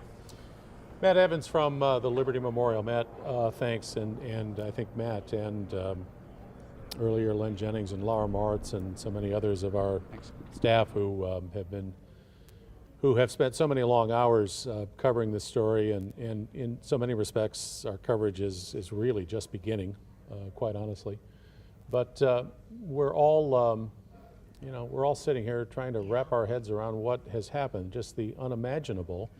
You see stuff like this happen in other cities, and not that people in Kansas City necessarily sit there and say it can't happen here, and I don't think anybody's saying that.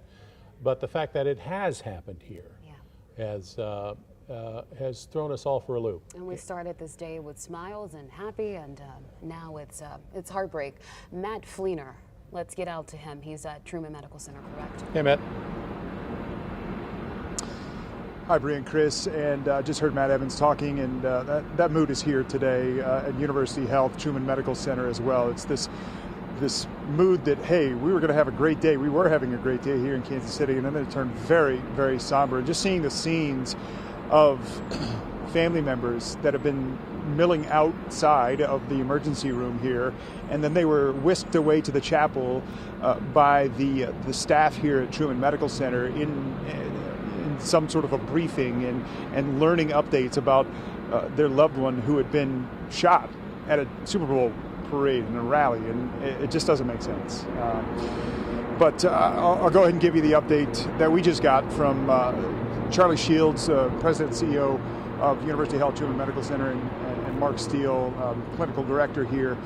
8 gunshot victims that were brought here to Truman Medical Center, 2 in critical condition, others stable.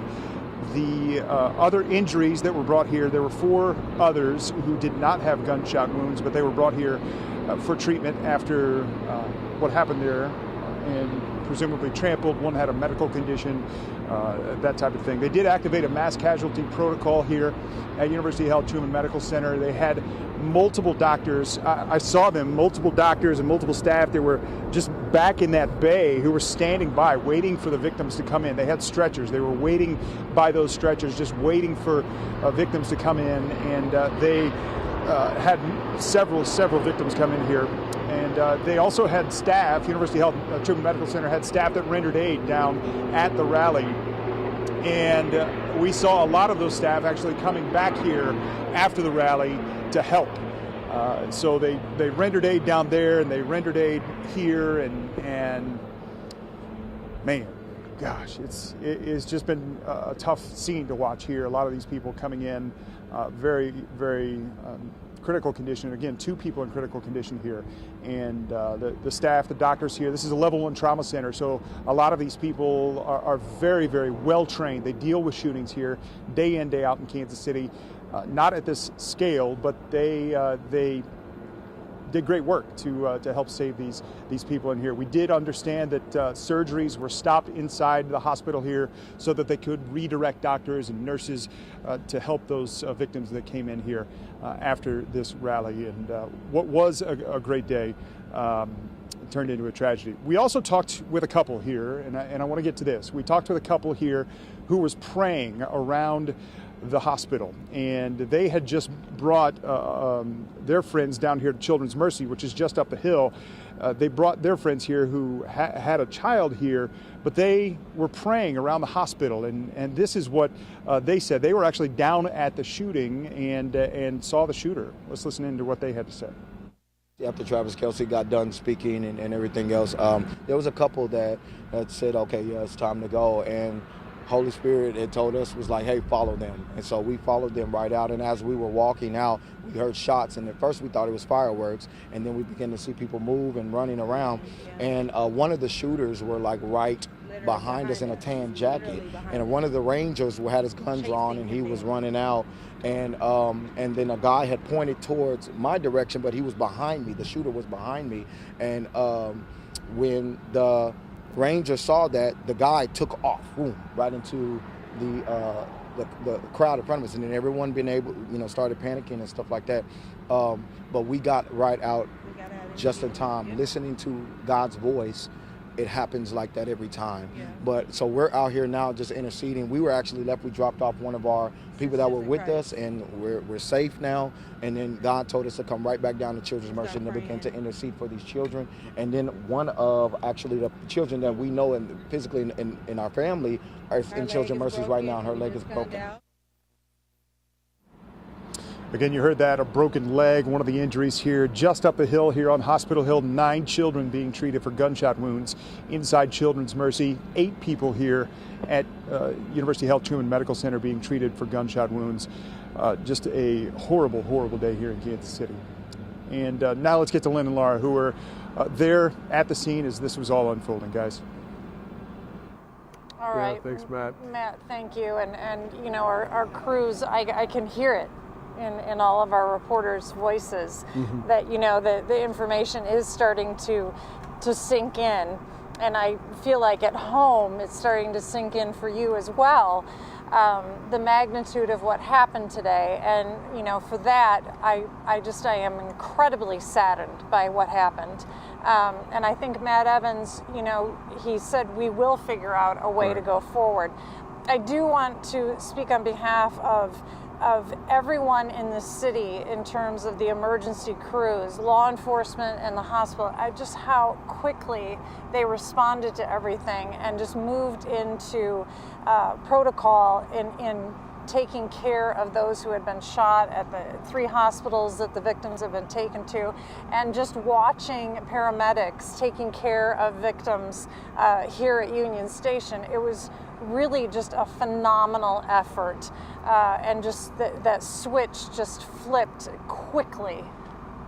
I think what Chief Graves was talking about before, saying this isn't Kansas City, where the shooting, the horror, everything that was just absolutely atrocious that was happening here today, that isn't Kansas City. But what you touch on is what is Kansas City about? And we saw that with our own eyes, with the police officers running toward the danger, with people running in the opposite direction and going in to help all those people. We're starting to hear stories of other people who were here, part of Chiefs Kingdom, doing their part in making sure that people are safe and people are taken care of.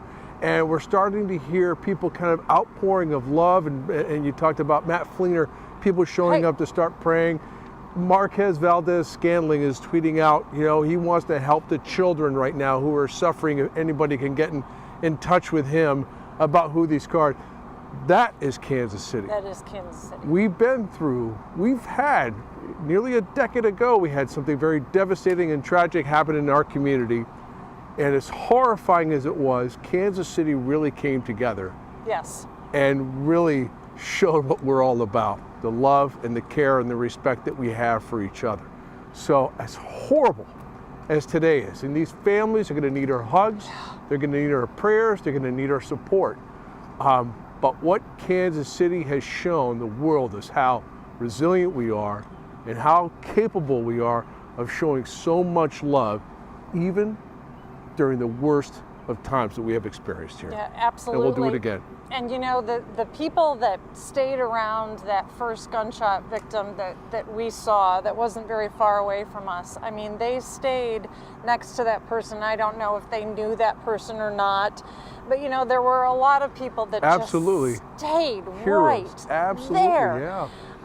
You know, whether they were praying or whether they were just, you know, doing whatever they could to support that person who was on the ground. And you're right. I mean, that is Kansas City. And, you know, Matt Evans spoke to the fact that, you know, everybody doubted the Chiefs, but they're full of grit and they're full of strength. And they are, Kansas City is full of strength and grit. And yes, we saw just a tremendous amount of support and love shown to one another. Katie Horner came down off the hill to come and give us hugs, and then ran back up the hill to continue her coverage. So, yes, we are gonna put one foot in front of the other, and we do have to really think about all these victims, because we have so many people that are going to need our thoughts and prayers. Jackson.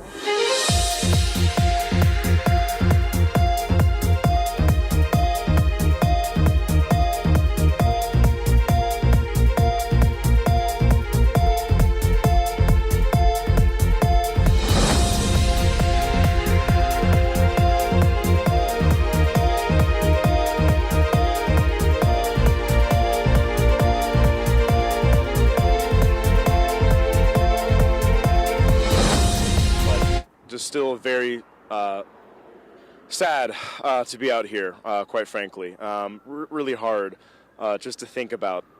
We've said it earlier before, these kids were coming to this parade to see their favorite player, to see their favorite team, to see their favorite people win the Super Bowl back-to-back, and now they're spending the night in the hospital with their parents and loved ones, hoping, praying that they're going to be okay.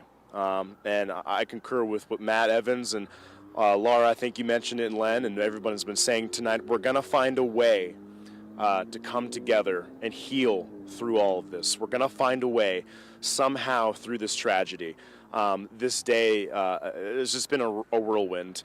The adrenaline was pumping high today. Everybody was excited, ready for Travis Kelce's iconic speech he was going to give. And it turned into something that we just did not want to see happen in Kansas City ever in our time. When we were originally leaving downtown Union Station, we saw 7 or 8 police cars just zooming by us. And this is probably near 27th and Broadway, and then followed by 3 or 4 ambulances. And I noticed that one of them was Belton, which just was kind of like, why are they out here so far away from Belton? So that kind of gave us the initial thought that something wrong was happening. And then, of course, now that we've learned 22 people, hurt, 1 person dead from these shootings. I just can't help but think about all these families tonight who are just still trying to understand what happened. I think we do think about these kind of shootings happening, but I personally don't think it would happen, to me. So I'm sure folks are thinking that tonight. It's hard to put into words, really, what people are going through. People are trying to understand this day, the emotions of this day. So many people leaving Union Stations, we saw, they had this look on their face of just pure shock, and not a good shock, a shock that comes with sadness, comes with disbelief in a tragic situation. So I actually saw a tweet just a moment ago from Marquez Valdez-Scantling, Chiefs wide receiver, tweeting about the Children's Mercy patients, those 12 patients, 9 of them children with gunshot wounds. He's saying that any chance I can help get in touch with these kids or families, I want to make sure they're doing okay, but would love to help them out in any way I can and get them stuff from the team to help with their recovery. So that was a nice message to see. We also saw a statement from Kansas City Chiefs saying they're truly saddened by the senseless act of violence that occurred inside a Union Station. At the conclusion of today's parade in Valley, our hearts go out to the victims, their families, and all of Kansas City. We heard from the White House as well. They've been in contact with us, federal agents on the ground, working with local agents as well. Kansas City Sports Commission also sending a message today saying they grieve for all the directed people, family, and friends. The moment of joy for Kansas City turned into a moment of fear. Deeply shaken by today's events, working with the mayor's office. Children's Mercy lit up beautifully tonight. Unfortunately, it's not the thoughts that people are thinking with the kids in there trying to recover from their gunshot wounds. We still trying to figure out where exactly in this parade happened, how it led up to the shooting, where the situation happened. Afterwards, the rally immediately ended. We saw cell phone video that people sent us shortly afterwards. The music stopped playing, and immediately, 10-15 seconds after, you could hear gunshot wounds. So we're going to continue to stay outside of Children's Mercy to see if there's any updates with these 12 victims, 9 of them kids with gunshots. So we're going to throw it back to Laura and Len. All right, Jackson, thank you. And we do know that Children's Mercy has announced that they're going to have another update at 6:30 on the steps of their research building. And of course, we will cover that. What time is it right now? It's 6:08, so that'll be in 20 minutes, and we will be covering that. And I can't help but to think of all those parents who made the decision, because the weather was warm, to go ahead, school's out, to brave the crowds and take their kids down to this Chiefs rally, and for it to end this way, I have no words. I have no words for why that had to happen that way, and we certainly are going to continue to think and pray for all of those families who have loved ones. And we talked about the crowds extensively here. It kind of was on what we saw in 2015 with the Kansas City Royals World Series celebration. The lawn was packed, Union Station was packed, and just, you know, it was 20 people deep along Grand Boulevard, and it was just incredible sight to see, and just the horrific sight to see was all those people fleeing. And I know Kelly Eckerman was at Washington Square with Dennis Evans, seeing many of those people, probably still not knowing what was happening, but seeing a lot of people coming in to her direction. She's joining us now live from Washington Square Park with the latest. Kelly. Right, Washington Square Park, Pershing and Grand, just east of Union Station. And I don't know if you can see behind me, but the park is empty now. But just a few hours ago, it was filled with families. In fact, there were so many games of football going on in this park as they were anxiously awaiting, you know, their Chiefs players, their heroes to come down with the parade. Now it's all empty, and obviously this day did not end the way we thought it would. In fact, Mayor Quinton Lucas talked about that, how this was not supposed to happen. Parades, rallies, schools, movies, it seems like almost nothing is safe. And we had hundreds of law enforcement there working hard today. And I do want to echo what the chief said, who are running towards danger. But in a matter of seconds, someone who wants to disrupt anything, someone who wants to create any type of situation, or someone who is very simply reckless, can change not just one life or two lives, but almost 24. And that to me is absolutely devastating. And it makes me feel vastly more concerned as a parent just in the world today.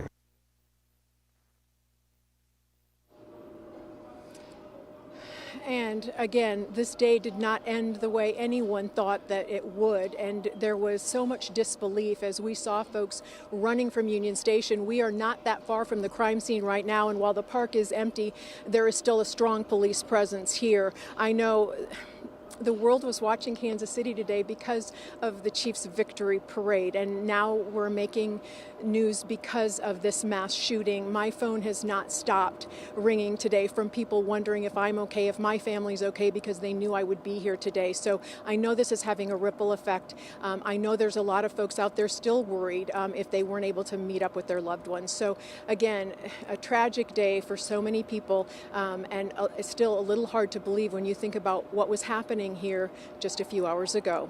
Bria and Chris. Kelly Eckerman literally steps away from what is now a crime scene outside Union Station. The NFL has issued a statement as we look at one of the crime scenes there outside Union Station. The NFL, we are deeply saddened by the senseless shooting that occurred today near the end of the rally in Kansas City for the Chiefs. Our thoughts are with the victims and everyone affected. We are grateful for the quick and thorough response of law enforcement and emergency personnel. And in this day and age, I guess it's not a surprise. This is the latest sports celebration in the U.S. marred by gun violence. I am reminded of what happened in downtown Denver after the Nuggets won the NBA championship that resulted in several injuries. And I'm reminded of gunfire a year ago at a parking lot, which was near the Texas Rangers World Series championship parade. And now today, one person killed, 22 people wounded, 3 people in police custody after a mass shooting outside Union Station at the end of the Chiefs' Super Bowl rally. Another public event ending in gun violence. The Royals also released a statement just a moment ago saying, "Our hearts ache from the senseless violence that took place at the parade. We stand with our city and send our full support to victims, their families, and first responders. Kansas City, we love you." And we're seeing so much of this come into our newsroom right now as people try to wrap their minds around what has taken place. Truly a day of celebration turned into this tragedy, and it's heart reporting on it for sure. We are awaiting an update from Children's Mercy Hospital, a statement and a chance for our reporters to ask some questions there at Children's Mercy. That's coming up at 6:30 this evening. Our Jackson Kurtz and our crew awaiting that right now. So we'll get an update on what's happening there. And the latest numbers that we had from Children's Mercy, they are treating 12 patients right now, 11 of those children. 9 of those people are gunshot victims. Yes, Bria. And we're supposed to listen to witness sound. Can we go to that? Yeah, we've been collecting video all day long from people that we have talked to who were there, who heard what happened, who saw what happened, And let's bring you some of those observations right now. We were just standing there, then all of a sudden it seemed like a mosh pit moved back towards us, so just a wave of people, and we kind of thought someone just got in a fight. And then we started seeing people drop and hit the ground, saw people crying, and unsure whether to run or to lay down. It was extremely scary. It was confusing because wasn't sure if it was an overreaction or if someone just got in a fight. We thought it was fireworks, and then everybody started running, and they said, "Get your kids out of here." So we ran and we jumped a barricade. It's just sad. It's just really sad. In Chiefs Kingdom, you have to come to a parade for a celebration to see someone get shot or maybe even lose their life. Governor Parson and the First Lady were on stage when all of this was happening as shots were fired near Union Station today. Not long after all of this happened, the Missouri governor issued this statement on social media saying that they were there when shots were fired near Union Station. They are safe and secure. State law enforcement personnel are assisting local authorities, state troopers, part of the law enforcement presence today. As we all wait to learn more, our hearts go out to the victims. The Jackson County legislator Manny Arbaca also has issued a statement on social media, and he says the time is now for action. Common sense, gun reform, the only means to end this violence. Arbaca adding that the state of Missouri, as he puts it, has been a petri dish of bad gun policy, and this is the result. He is mad, sad, and he's ready to get to work. His daughter and everyone, he says, deserves better. And Mayor Lucas mentioned a number of people were caught up in today's incident in some way. And so they're asking you, if you have information about this incident, to call police. Right now, they're working on staffing a phone number for witnesses and victims to contact, because they believe there's more people involved, and again, an active situation, just the beginning of this investigation. And we have confirmed from the police chief that they recovered firearms, and we know that 3 people detained for investigation. As far as the victims, it seems like that number continues to rise. And so we're hoping we just stay at 22, and most of these people that have been listed in critical condition, that they can make it out of it. We're just waiting on those reports. And we're aware of some other reports out there as well, and we are waiting to independently confirm what is being mentioned out there on social media right now, maybe what some other outlets are reporting. So we're aware of what's out there. And again, we're just in the process of trying to independently confirm before we go on the air. This is stuff that we take very seriously, obviously, and want to be as careful and as complete as possible, and now more than ever. Let us, Allison, refresh my memory. Where are we going next? I'm sorry. KMBC Night's Brian Johnson. I'm sorry. Brian, I'm sorry. You're there outside police headquarters, and of course you were there for the most recent update from the mayor and from the chief of police. Yeah, Chris, well, it's been a busy day, and they have given updates now. In all, 22 people were hit by gunfire this afternoon. We assume it was at least that many shots that were fired. Chief Stacey Graves says that the entirety of the shooting occurred outside of Union Station on the west side of that facility. All the details, though, of what was shot, when, and by what kind of firearm are still being gathered by detectives at this hour. We do know 3 people have been detained, and she did not say that they are suspects at this time. She did say, though, that they're working to determine their identities and to confirm reports that some Chiefs fans helped tackle one of those suspects that was running through the crowd. They're working to confirm if, in fact, that matches what social media videos posted have captured. They're also working to build that centralized phone number that we've said. This is for victims, witnesses, basically anyone who saw anything. They want to hear from those folks.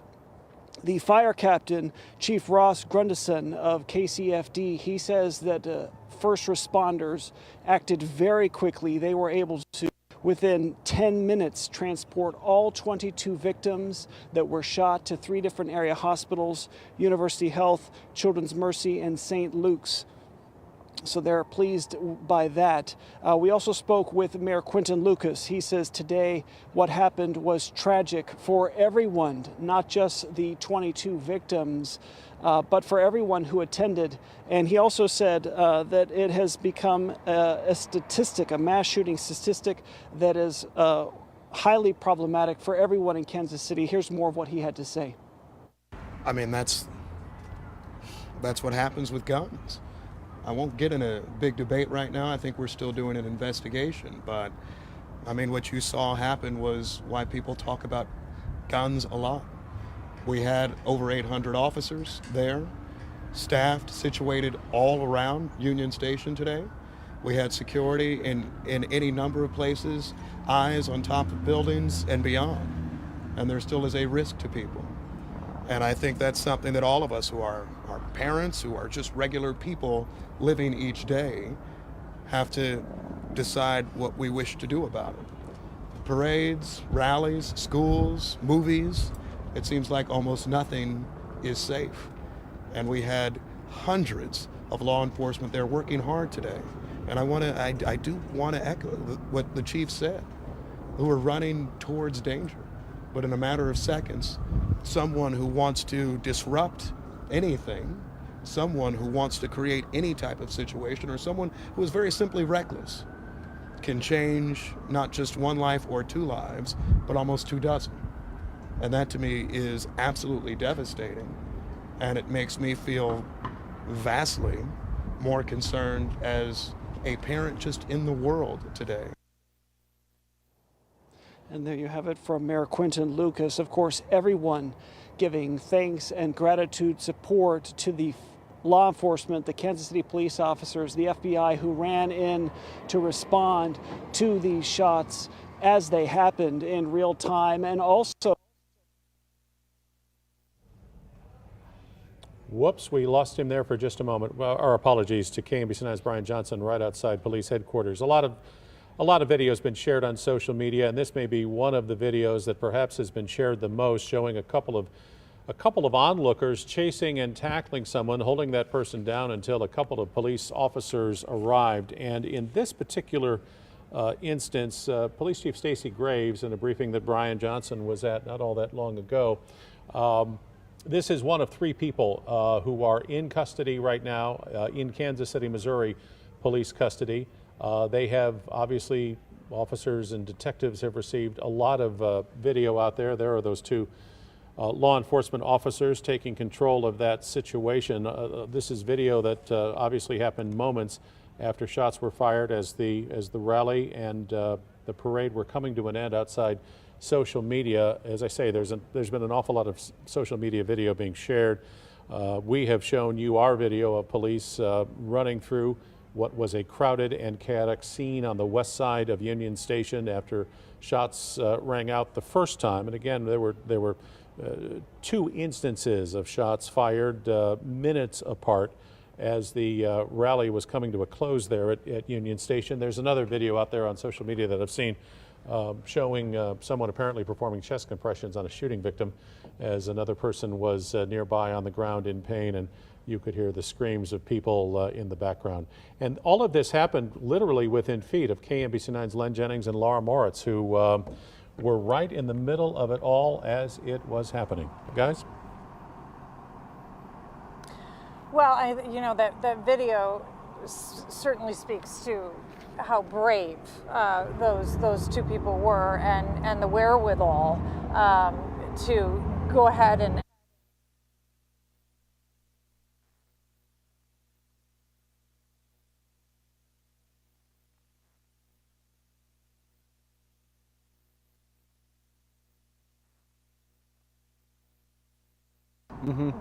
that whole scene, and right. How they're going to have to process it as well, and the young ages of kids that may have seen that, and that is something that weighs very, very heavily on me, as I know it does on you at home as well, because there were just so many kids and families here. Yeah, that's absolutely heartbreaking. But one of the things we did talk about is what Kansas City is all about, and I think we're going to hear more and more stories about these people who are who came to the rescue of some of these people who were injured, and I mean, those brave heroes tackling a suspect, and they saved lives. Yeah, and it's just like, because you don't know how much more could have happened. You hate to think about that because of what we experience here today and what these families are experiencing now, but you think about like more stories, police officers running into danger, and just people who are there to celebrate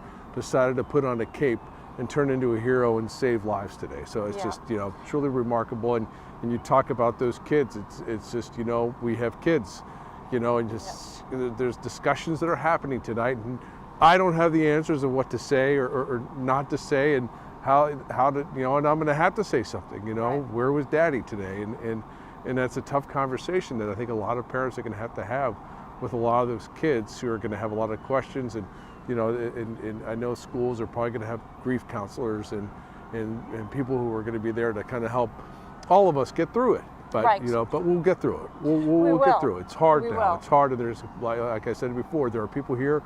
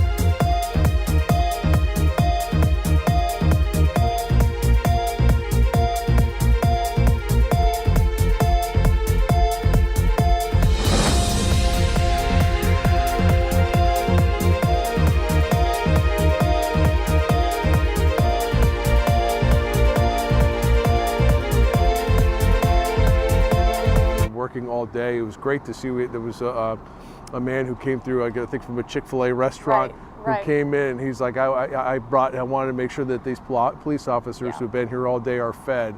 And you see those little acts of kindness that people are kind of coming out. So you're seeing more and more of that, which is wonderful to see.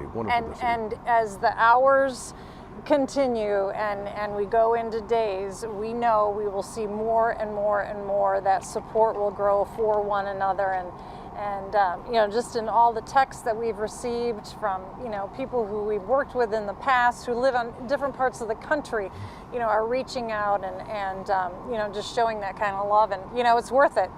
Let's go to Children's Mercy. We told you there was going to be an update. This is on the steps of the research building. Let's go there now. You guys ready? Hold on one second.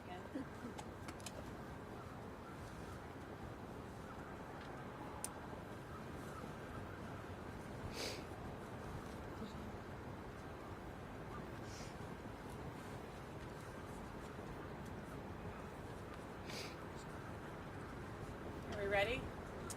1 second, sorry. Are you going live?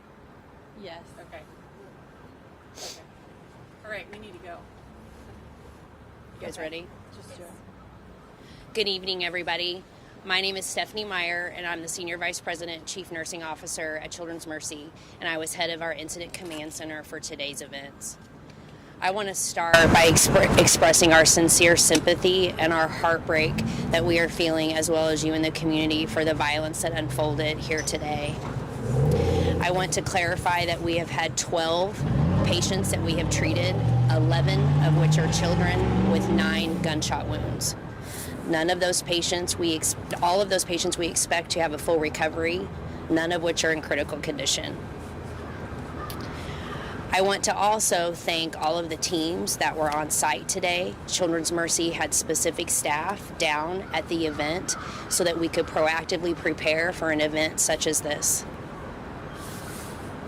Our staff were able to put their training into good use today, and we are thankful for all of them remaining professional, calm, and coming to the situation with ease and grace. Questions? 9 children shot. What's today been like for them, for their families? Today has been extremely disheartening as we think about what we need to always be prepared for. With that being said, our staff were ready, and I'm extremely proud of our response.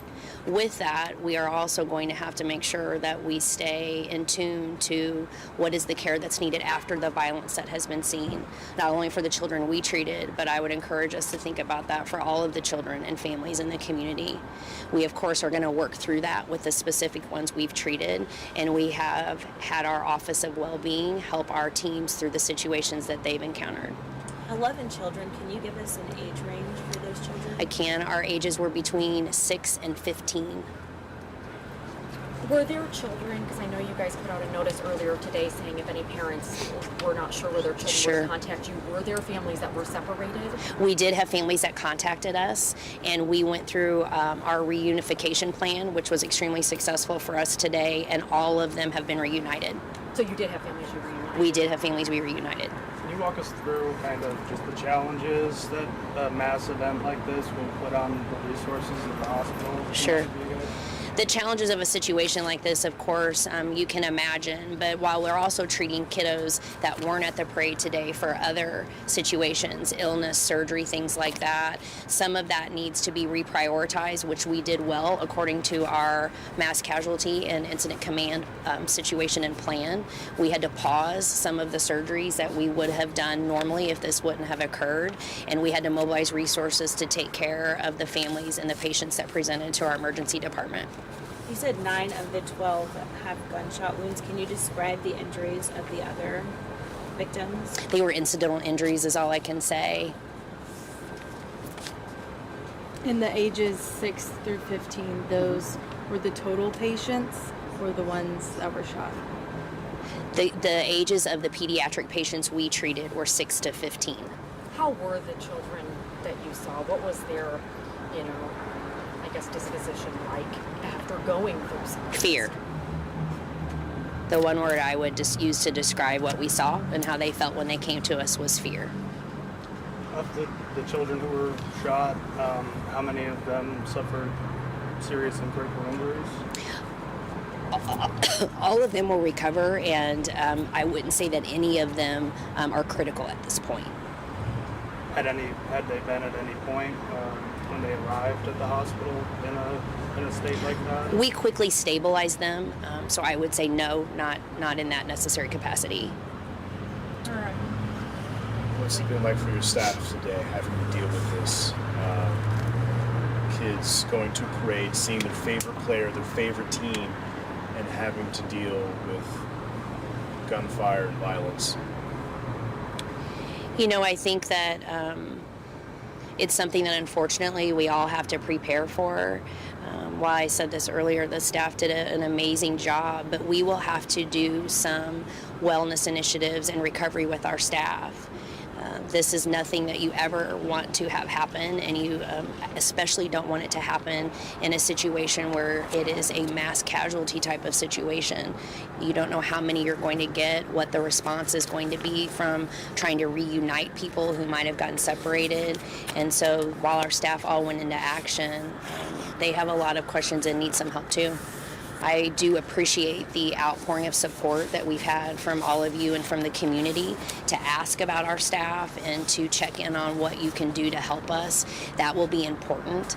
And I think it's important that we remember all healthcare staff in the community right now, as well as law enforcement and everybody else that responded to an extremely unfortunate circumstance today. And while they all may be trained to do it, it doesn't make it easier for them in the moment.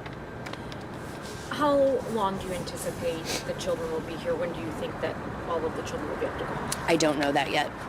Are Chiefs players consoling some of these children? We know that they were consoling some children today with these kids.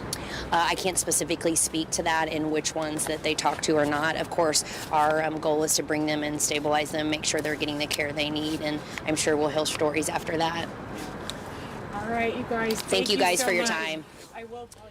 That is Stephanie Myers, the Chief Nursing Officer and Incident Commander at Children's Mercy Hospital, where they are treating 12 people right now, 11 of them children and 9 of them with gunshot wounds. And the good news, all will have a full recovery, so they're all expected to survive, and that's good news. The ages range from 6 to 15, and that's what she just mentioned. Children's Mercy, like any major hospital, any hospital period, has a plan for something like this, and it is a plan that they train on a routine basis. Children's Mercy, in addition to TMC, had staff at the rally, and so life-saving care was able to be given right away. And obviously there will be an increased focus on care for later for victims and their families. The Children's Mercy Hospital Office of Well-Being will be central to that. And as you said, Bria, the injuries, or the injured, I should say, ranging in age from 6 to 15. And we mentioned the reunification process. Yes. The Children's Mercy tweeted out a telephone number for people to call so that children and parents could be reunited. Yep. And apparently it worked. Yep, they said the reunification plan was successful and all families have been reunited. But before then, they did tweet it out that they were having issues with children finding their parents. Let us now go to KMBC 9's Matt Evans, and I'm not sure, Matt, where you are. I know the last time we touched base with you, you were up at the Liberty Memorial. I don't know if you've changed locations or not as we look at live pictures of right outside Union Station, just to the west of the stage. Yeah, still here up on top of the World War I Museum and Memorial, Chris, as we can look over the skyline of downtown Kansas City, and as the sun has set, it is hard to believe that all of this has occurred in the same day. The excitement that so many people were feeling as the sun rose this morning has settled into a completely different feeling, obviously, as it's now dark here in Kansas City tonight. We talked to a lot of people who were in the parade area, in the rally area when the shooting happened. It happened here on the, as you're looking at your screen on the left side of the stage. Obviously that's the west side of Union Station. We talked to some people who were there maybe 20 or 30 feet away from it. They told us that they had to just leap over barricades, run into Union Station itself, and barricaded themselves inside a closet for about 30 minutes until they were told by police it was safe to leave.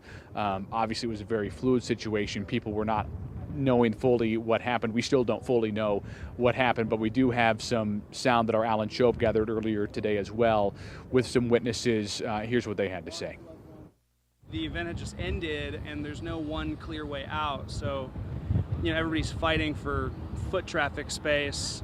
And then suddenly everybody just starts hitting the ground. We were primarily trying to make sure the people around us were okay and just make sure that everybody knew where to go. We saw a lot of people moving and pushing everybody down. Everybody running after hearing gunshots. We were up on the hill, so we weren't down on the ground where it happened. A lot of people thought it was fireworks when it went off. I know we've said that several times because it was right at the end of that rally, at the end of so many of these things. There are fireworks, obviously. So a lot of people thought that was the case until they did see people running from the scene and officers with their guns drawn, then running in the opposite direction toward that danger. And as we take a look at this, obviously this is still a very active crime scene investigation in Union Station. Pershing still closed down completely. Detectives still gathering evidence here on the scene, and this is going to be probably an active scene for quite some time to come as the investigators gather what they need for this investigation. Then when they break down, obviously there will still be a lot of cleanup to do with the stage and everything else. That has not even begun at this point, and that is not going to be a concern for quite some time until investigators are able to get what they need from the scene here at Union Station. This is obviously a day that is so hard to grapple with for so many reasons, and you think about the officers that are involved in this too, and the ones that ran toward the danger. I know we've said it so many times that I mean, they were ready. They were ready for anything.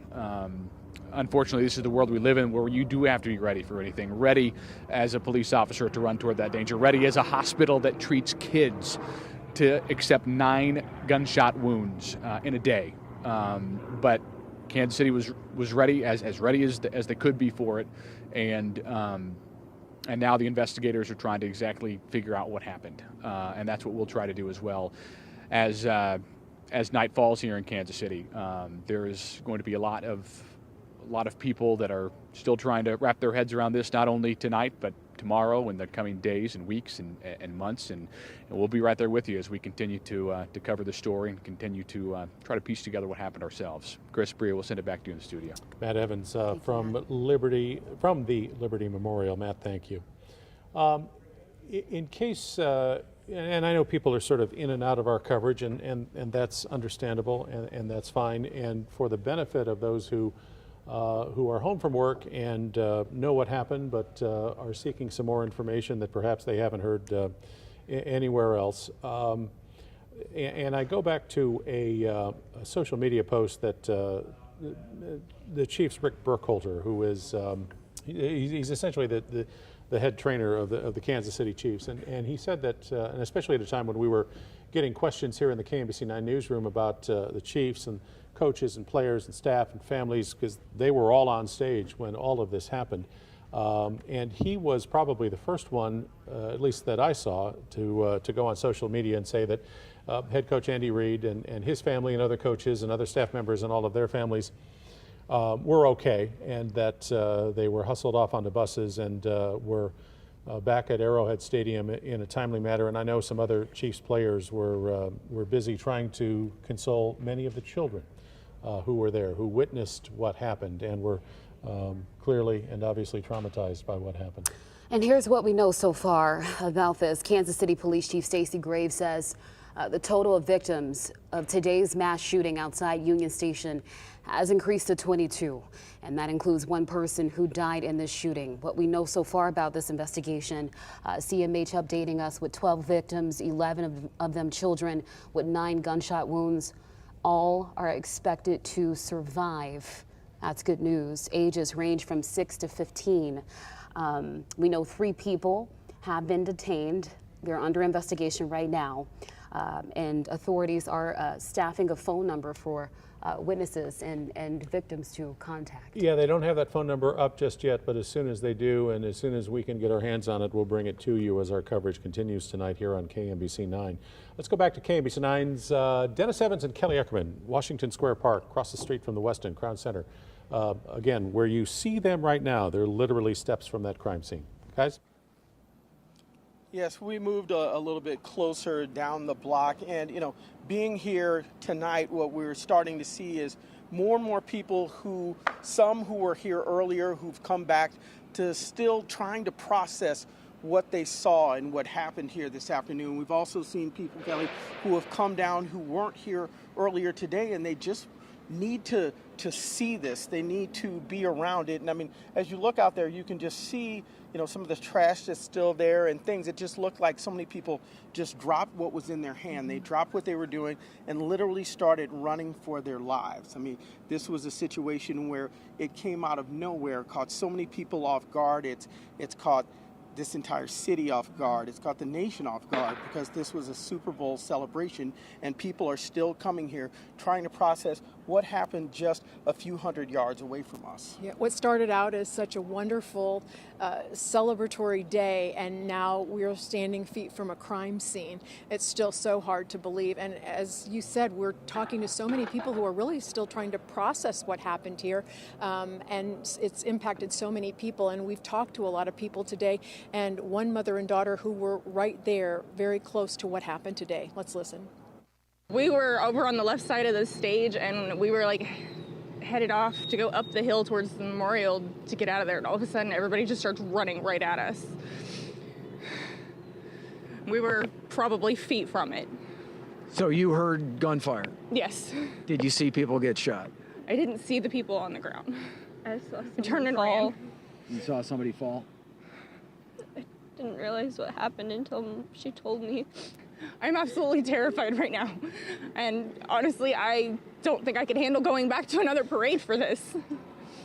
It's not worth my daughter's life. If somebody hadn't ran into us and turned us around, we could have been next. You can hear clearly the emotion in her voice. And I mean, we talked so much about this because we came here early this morning and you saw the people who just lined the streets, the little kids who sat next to us and had their blankets set up, and they just wanted to see Patrick Mahomes. They wanted to see Kelsey. They wanted to be a part of this celebration. And, you know, Kansas Cityans are so proud of this football team, so proud of what's been accomplished, and it's personal, and they were here for personal reasons to support this team. And, you know, to think that these families that came down here, you know, were risking their lives, you know, for this parade and as a part of this celebration, I mean, it hurts. And nobody thought of it that way. We said just hours ago, the park here was filled with children. I mean, playing football. They're playing catch. I couldn't believe how many children found the space to play football, and they were making new friends. It seemed like the perfect day as they waited for the parade. And now, you know, the last scenes that we saw, the emotion on people's faces as they were fleeing Union Station, some not knowing what they were running from, but everybody knowing that something tragic had just happened. And it was a little bit horrifying to see the look on some of their faces. And again, some of them hadn't found their loved ones at that point. So this is something that's going to touch a lot of people for a long time.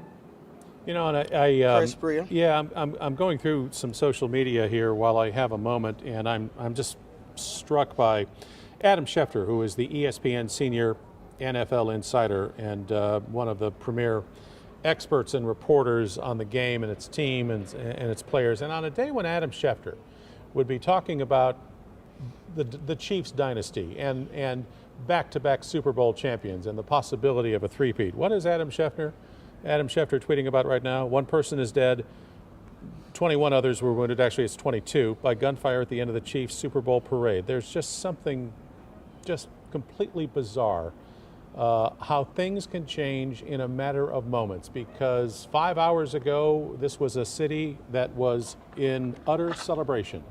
And now we're a city that is just utterly frustrated, confused, Heartbroken.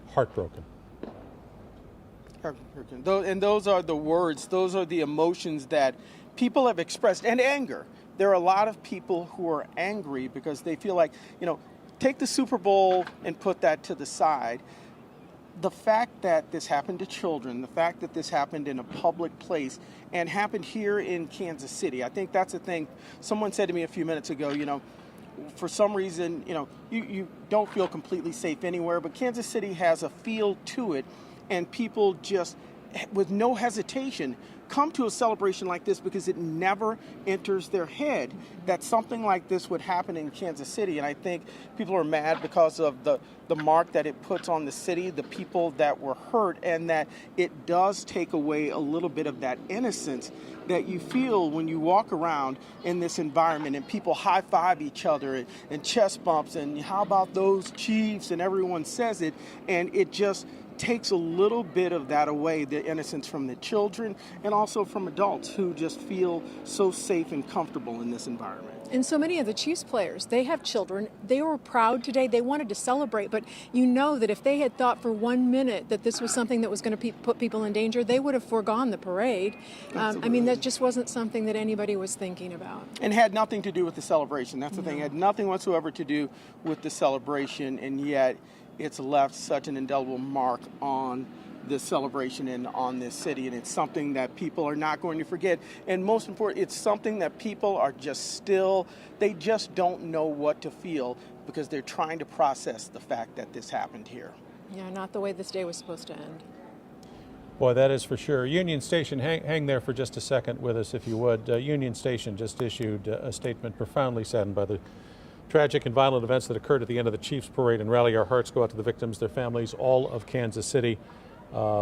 Their appreciation extended to the hundreds of law enforcement, security services, and first responders who were on site today to act quickly and thoroughly. Of course, Union Station has its own history and certainly a place that has come back from tough times, just like the city will have to do, because it wasn't that long ago that Union Station was empty, and if not for the work of an awful lot of people in Kansas City, and not just on the Missouri side, but on the Kansas side as well, the work that was done to restore Union Station to what it is today, really a centerpiece of all that is good in Kansas City, and for something like this to happen there is, yeah. Can we go back out to Dennis and Kelly? Kelly, okay, so they're gone. Okay. Laura and Lynn. Yeah, Laura and Lynn are not far from, basically on the other side of Union Station, I think, if you guys haven't moved your positions. But not that there's ever there's no such thing as a good day for for any sort of shooting. And Laura, just how easy was it to get emergency vehicles to pick up the victims? Oh my gosh! I mean, they were in no time, and just listening to all of our colleagues, and and really being moved by what everyone has said, and by what so many people in Kansas City are saying, and the support that is just coming out for the families who have children who have been shot, and so many of us at Channel 9 are parents. And so every kid is our kid. Everything that happens in the news happens to our kid. So, know that when we cover these stories. But the response was tremendous. And it was, we do forget that law enforcement, paramedics, hospital personnel, they train all the time for situations like this. And we don't like to think about that, because we don't like to think that it will ever happen. But that's what they do. And today, all of that was put to a test. And as far as I'm concerned, and what we witnessed with our own eyes, I mean, they came in and they did absolutely 100% the best that they could do in no time flat. And that includes the paramedics that were literally running with stretchers getting to victims. So the response, it couldn't have been more spontaneous, and talk about going into action and going toward whatever it is that they needed to tend to. They did it without hesitation. It's sorry to interrupt, but and one of the things to be clear about, because Matt Evans talked about how quickly they got to the scene, there were several scenes that and maybe nothing was happening, to see the officers, law enforcement rushing to each and every one of those. We saw them for the shooting, which was just to the west. It's difficult to see because it's nighttime, but in front of Union Station, you got the lawn. On the west side of that lawn, they rushed to that scene. We saw them rushing into Union Station. We saw them rushing to another scene on the east side of the lawn over there, not quite sure exactly. We saw them rush to the parking garage, I mean, so it was nonstop that they were going wherever there was possible danger. They were heading in that direction, and I just want to make sure that we're clear on that, because we talk about the one scene or the shooting scene. they rushed to multiple scenes and it was nonstop. And then they had to switch gears, and that may not be the right term, but just to make sure that people were safe and maybe make sure that people were able to leave the area in an orderly and safe manner. And you know, that was equally as impressive because now they know they're all on high alert. And for the law enforcement officers that are now dealing with these hundreds of thousands of people who may or may not know what has gone on, they calmly got them to vacate the area.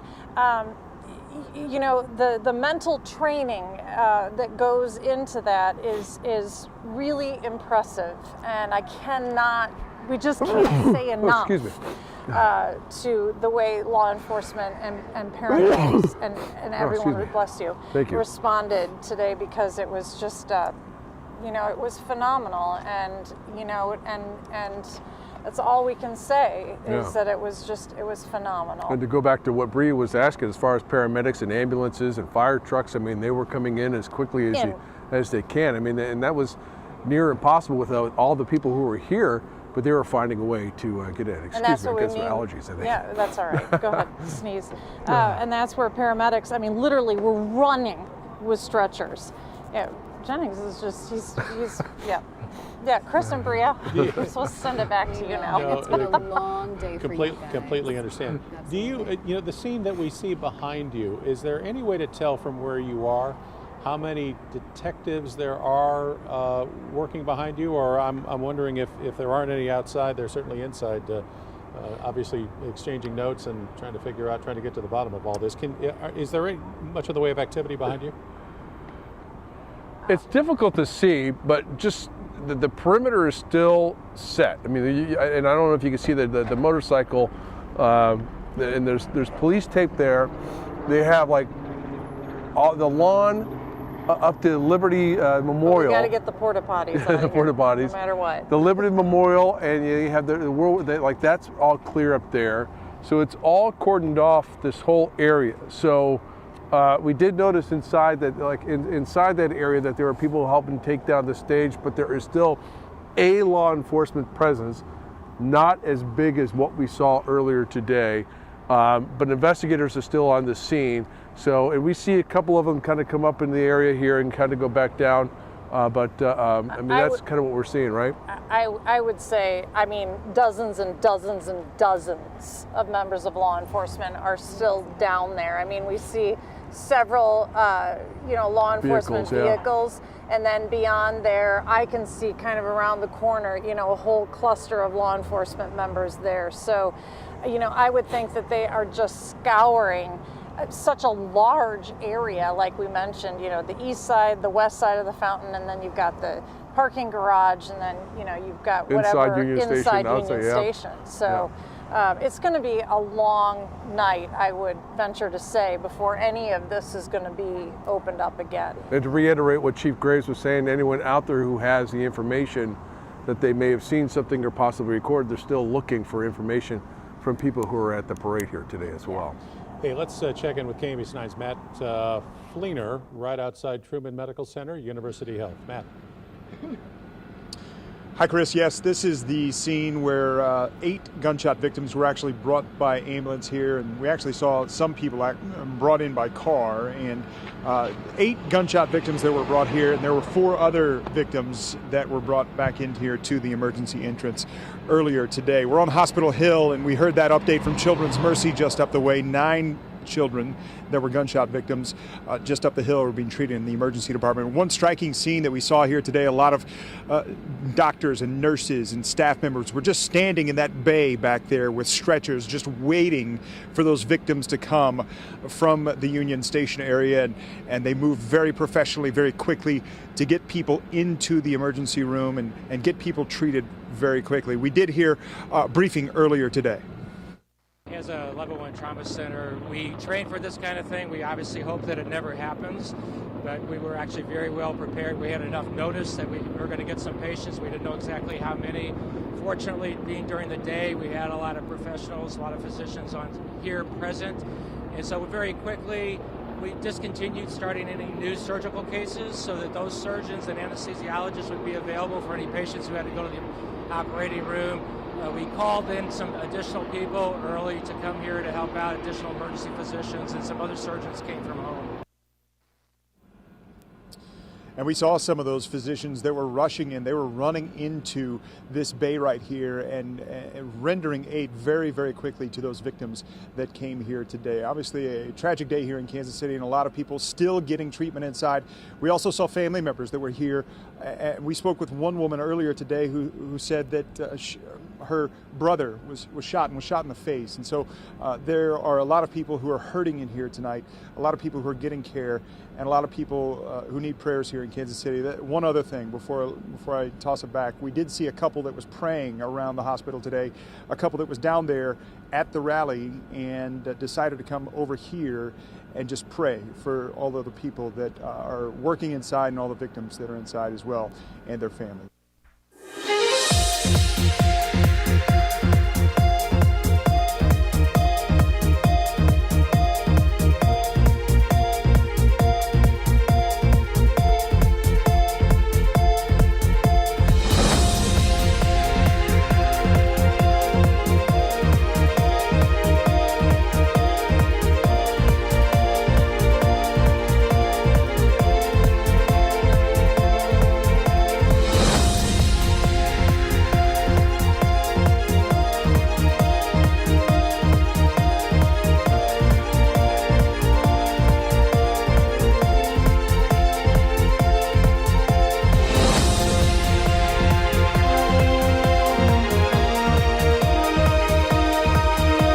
Victims and witnesses, and if anyone has video of just what it was that happened in front of them as 2 o'clock hit right outside Union Station this afternoon.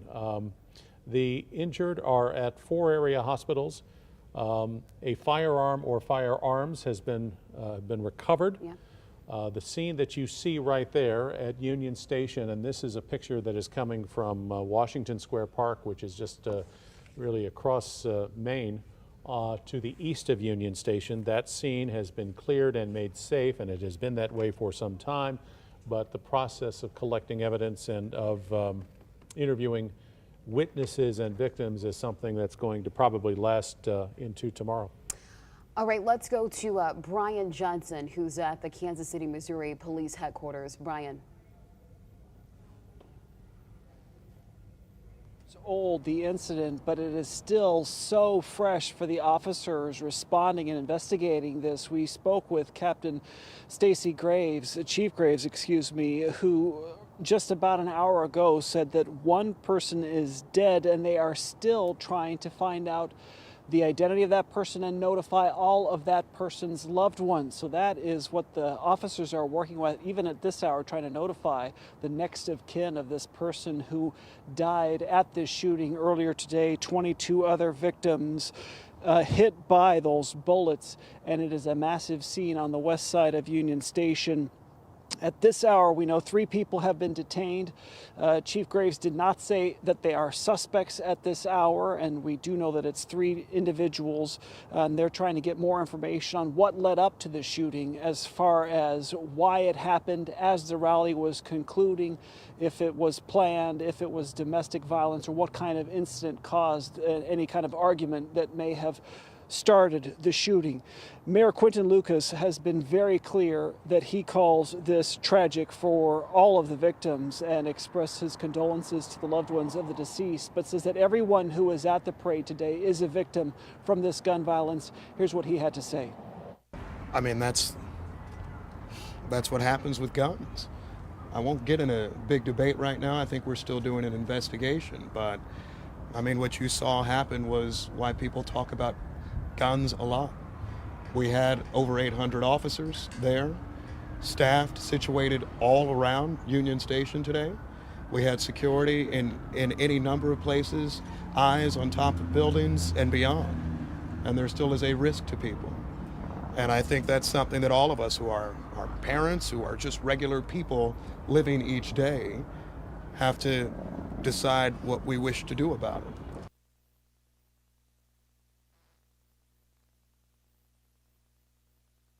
over again for their swift response, protecting everyone moving in, rushing towards those people, firing after this rally and answering the call of duty without hesitation.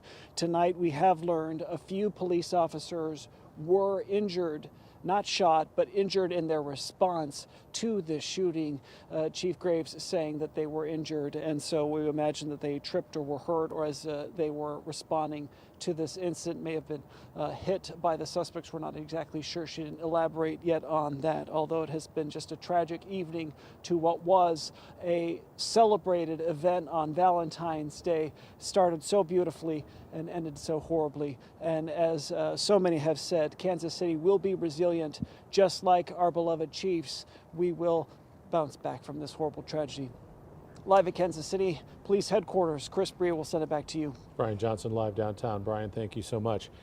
Getting back to that briefing that, Brian Johnson covered for us at about 5:21 is when that last briefing was held, and Mayor Lucas mentioned that obviously city officials have been in conversation with federal partners who were, there was obviously a heavy federal law enforcement presence. The FBI is also part of this investigative process right now.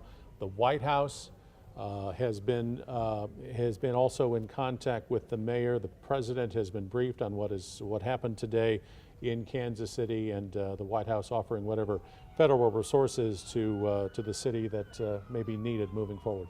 Support and prayers continue to pour into our newsroom at this hour, and Chiefs player defensive back Justin Reed shared his thoughts tonight, saying in part, quote, that this is sad and kids are being shot and somebody did not come home tonight. We cannot allow this to be normal. We also heard the mayor of Kansas City, Missouri share those same feelings. And so, as you can only imagine, that this is an extremely heavy day for everyone that was out there at Union Station and also for our news team. And as you look at video from much earlier in the day, about 5 hours ago, and the moments that followed gunshots, not once but twice on the west side of Union Station, I don't know that as we were sitting here on the desk, maybe Laura and Len, because they were so close to what happened there at Union Station, maybe they had probably a much better sense and feel of where this particular story was going. But there was a moment, especially early on, where we saw ambulances lined up outside Union Station on the west side, and they were there to again help move the injured as they were being given first aid, either inside Union Station or perhaps in the garage. We're not exactly sure, but the bottom line was there were more victims to this, and more people who needed help, and more people who needed the kind of expert care that they're getting right now at a variety of Kansas City hospitals. And if we go back to the very beginning, Lynn and Laura had no idea this was going on because they had their headsets on. And it wasn't until someone said to them, shots were heard. One of our photographers heard it, and I think Lynn and Laura were first alerted to something going on. If we can get them to tell this story far better than we can, but yeah. Len and Laura, it was our hired security that alerted you to the fact that something serious was happening. And just in the spirit of full disclosure, if I'm not mistaken, and please correct me if I'm wrong, but the private security that we hired for this event, these people are Kansas City, Missouri police officers. Well, that I don't know. I don't. They're not in uniform if they are, but they very calmly just said, hey, there's been shots fired, and then immediately just were standing really close.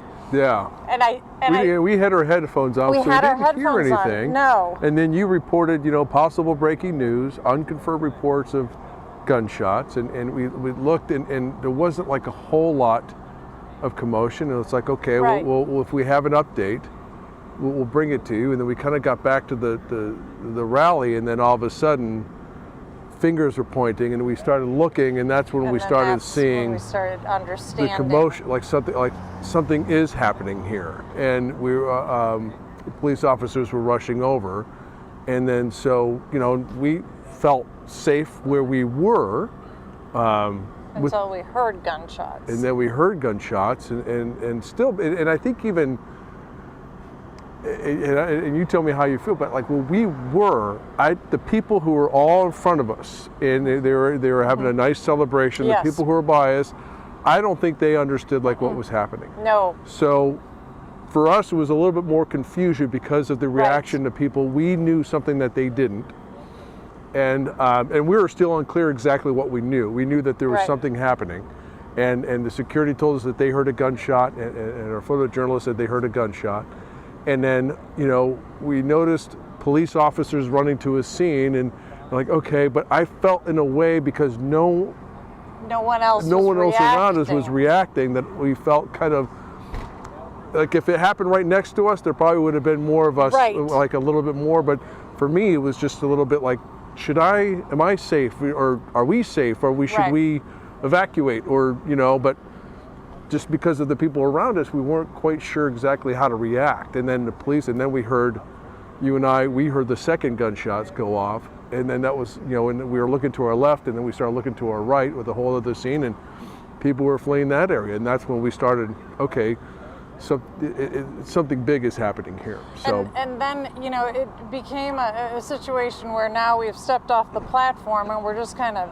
hunkered down looking out at what's happening, because now my immediate thought was we have people at home who have loved ones and neighbors and friends here, and we have to tell them what's happening, because otherwise they're going to worry, they're going to be scared being at home. And I don't think we still imagine that it would be 22 people shot and one person killed. I don't think that we still understood that it could be that big and that many different crime scenes, but it unfolded before our very eyes is what happened, and it just became we were only telling you what was happening in front of us, and there were just a couple different scenes, and police officers and law enforcement were responding to different scenes, and we talked about how they here, and it was just in this like the throngs of people that were standing with their most still were just trying to go back to their car because the rally was over, and just like we're saying hi to friends, and then and that's when we talked about before about how we just saw people kind of going with their celebration, and kids playing and people celebrating and partying and having a great time, where all of a sudden people were running with the look of horror on their faces, and you're just like, it was just, it's hard to explain, but it's just, and of course we're trying to deliver everything that we were seeing, from whether it was officers going into Union Station to ambulances pulling up and stretchers were being pulled out, and then I think I think for you and both of us were, there's a stretcher, there's a stretcher, there's a stretcher, and you're like, okay, it's just, everything just became more monumental, it just bigger. It just became a bigger situation, and it was just, and people were still having fun. People were still having fun, and I think my own defense mechanism was, no one's hurt that bad. Yeah. I still kept wanting to believe that, and I think what has just hit me, and it's hit our community and our area like a ton of bricks, is that there were kids as young as 6. And I think because we spent the day watching these kids who were about 4, 3, 4, 5, running playing football and tackling each other and just having a ball. They're having the day of their life, Oh, they just, they were having a blast. And I think after everything that we witnessed and tried to tell you, for the people who were at home, what was going on, I think now that I know who those victims are, I think that's the part that is just, it's tremendously jarring, for us as well as for you at home, and certainly for the people who witnessed it, and for those families that are hanging by a thread right now because their loved one is in the hospital. Chris, Bria, back to you guys in the studio. The Associated Press is confirming the name of the person who died in today's shooting. In fact, it's coming from Kansas City radio station KKFI, saying that one of its air personalities, Lisa Lopez, died in the shooting at the end of the Chiefs Super Bowl parade and rally today. A very well-known DJ in the Kansas City area, and especially in Kansas City's Hispanic community, Lisa Lopez from KKFI Radio, the woman who was shot and killed today outside Union Station. Getting back to Len and Laura, how much, because there were two sets of gunshots. There was that immediate volley right after the rally, and then some time went by, and then you heard more gunfire. Give us an idea of how much time elapsed between those two particular occurrences. Todd, do you remember? Do you think 3 minutes? Maybe 3 minutes? You know, it felt longer, but I don't think it was that long. Right. Yeah, it was, because I think even when I heard it, we looked at it, it's like, was that gunfire?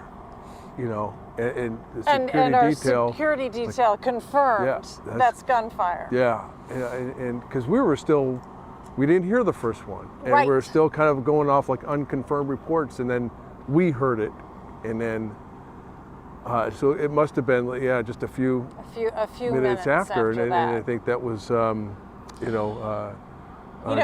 And then people did hear fireworks, which, I heard the fireworks, and then I confused that with gunfire because now everyone's on high alert. Yeah. And our security detail said, no, those were fireworks. So are you a police officer? He's a retired police officer. That answers the question. So thank God for them. There were some moments earlier where I saw some what looked to be, at least to me, to be uniformed police officers, and I mistook those for some of our security there. So my apologies to both of you. Oh, well, we had a lot of police officers around us for a while too, and in a couple different areas, and they were talking to Todd Owlman, our photographer, getting what he witnessed, and basically talking to him about what he saw. So they talked to him as well. So. Len and Laura, phenomenal job. Thank you so much for your coverage tonight. Let's go to Liberty Memorial, where Matt Evans is located. And Matt, looking back at videos and photos from earlier today of how the parade started and where we are now, it doesn't feel like the same day. It just doesn't feel real. It truly doesn't. It's so incredibly difficult to wrap your mind around about what started as such an amazing day here in Kansas City as the sun was rising. Now the sun has set, and we take a live look at the skyline here that we all know and love so well, and try to grapple with what has happened here. I do want to talk just for a moment. I saw a law enforcement friend of mine post this earlier today that we think about the people up on that stage as heroes: Patrick Mahomes, Travis Kelce, Chris Jones, the Chiefs. So many people, look up to them, adore them.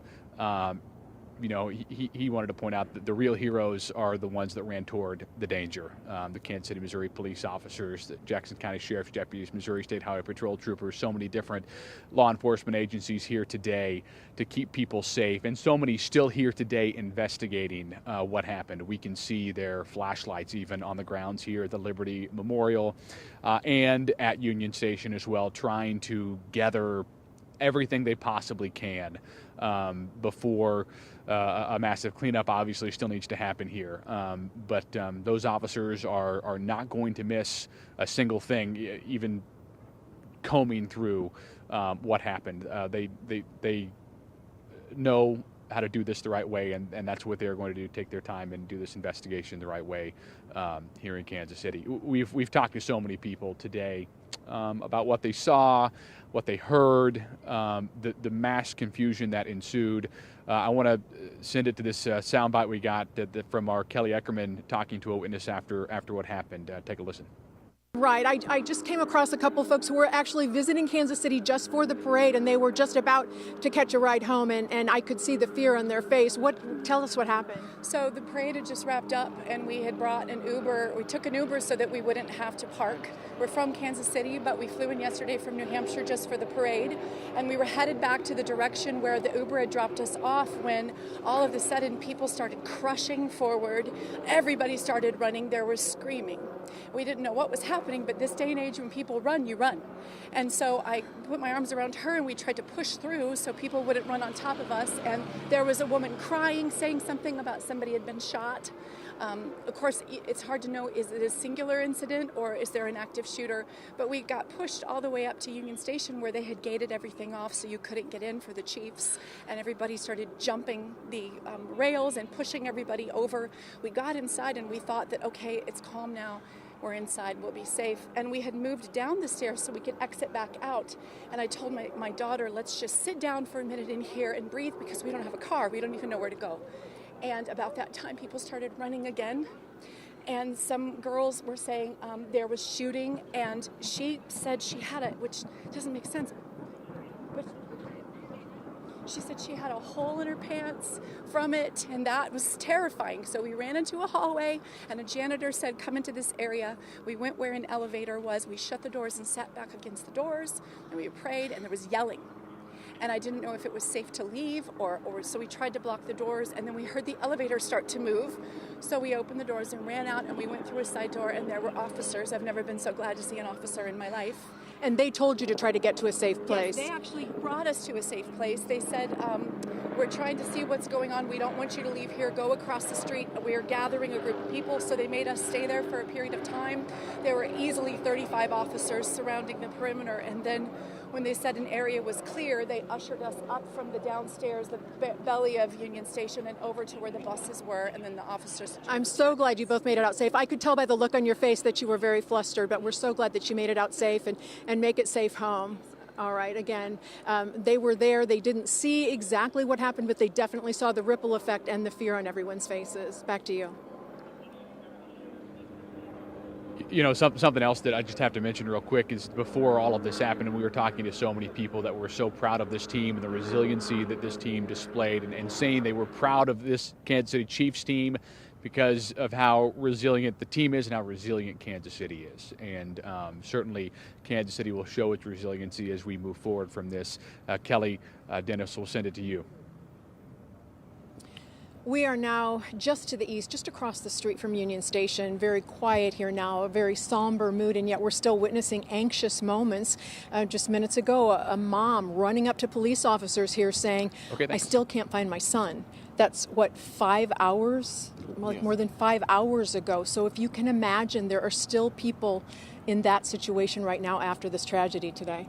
And there were so many kids who were down here who were not with family. Some were with family, but some were with family friends. And the look that I'll never forget is the look on people's faces as they ran towards us, just that look of terror. And the fact that, I've been in situations before where there have been shootings, but there weren't children there. It was situations where we were adults. It might be a party or a club. But to see the young children running. These were families. Yes, parents trying to pick up their kids and run with them. That made it so different. And it's something that has shaken us. It's shaken our city. And I spoke just a little bit ago to a man who was down here, spent the night, and was so excited for this parade, for this Chiefs celebration. A Chiefs super fan is the way that he described himself, and he just said right now he's still trying to process everything that happened today. I heard like maybe 8 shots, and then everyone either dropped to the ground or ran. And I just stood there and, like, from where I heard it, assessing the situation. And I don't know what my thoughts were, but I wasn't getting down to hide. And then all of a sudden, all the police and sheriffs and help, they were ready. Within 10 seconds, there was 200 law enforcement, and they did the best they could. But when everyone's running, you can't see it unless you saw the actual shooting. So, but they were, and then there were kids that were separated from their parents, and they were protecting, the law enforcement was protecting the kids, which was really good to see, and kind of shielding them so they didn't see anything else around them.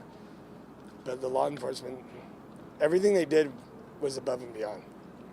But we're never ready for everything, I guess.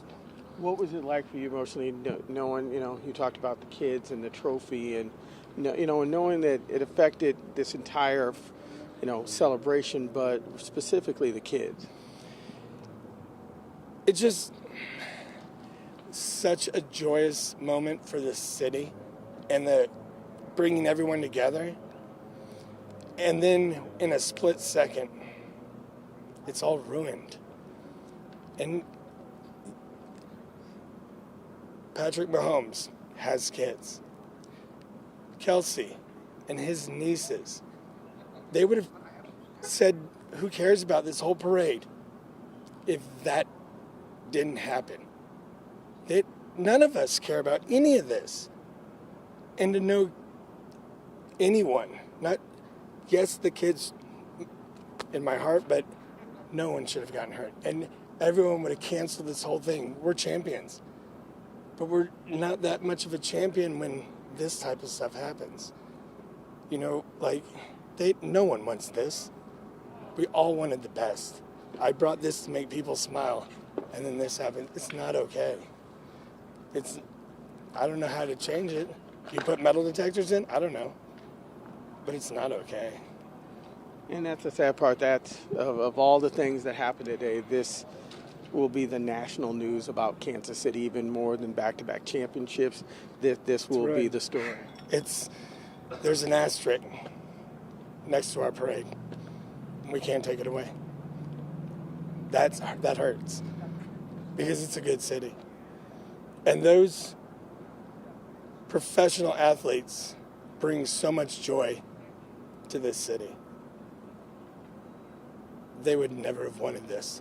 They would have said, let's cancel this, so that didn't happen.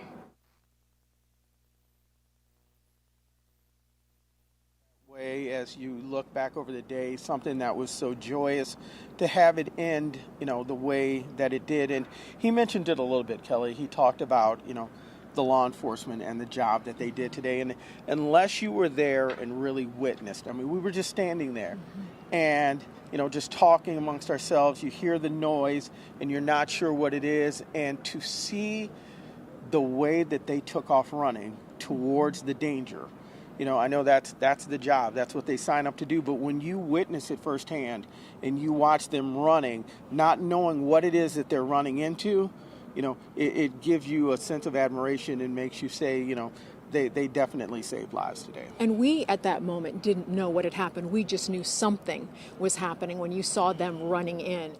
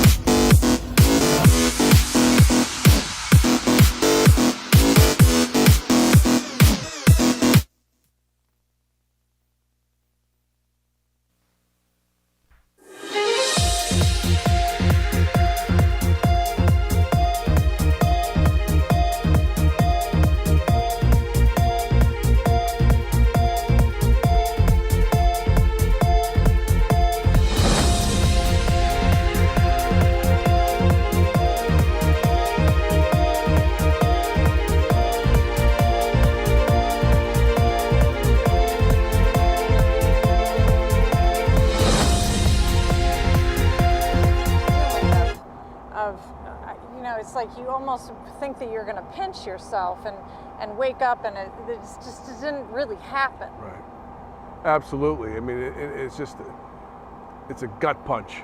Yeah. Because of just what this team was able to do this season and get to that point where they're Super Bowl champions and celebrating. And we talked about this before everything happened. Like, this was an opportunity for the whole city, you know, who couldn't go to Vegas, who couldn't maybe go to a football game, to be able to kind of celebrate what they were able to do and accomplish on the field. And we talk about this grit and the toughness of this team, and we touched on this as far as what Kansas City's about.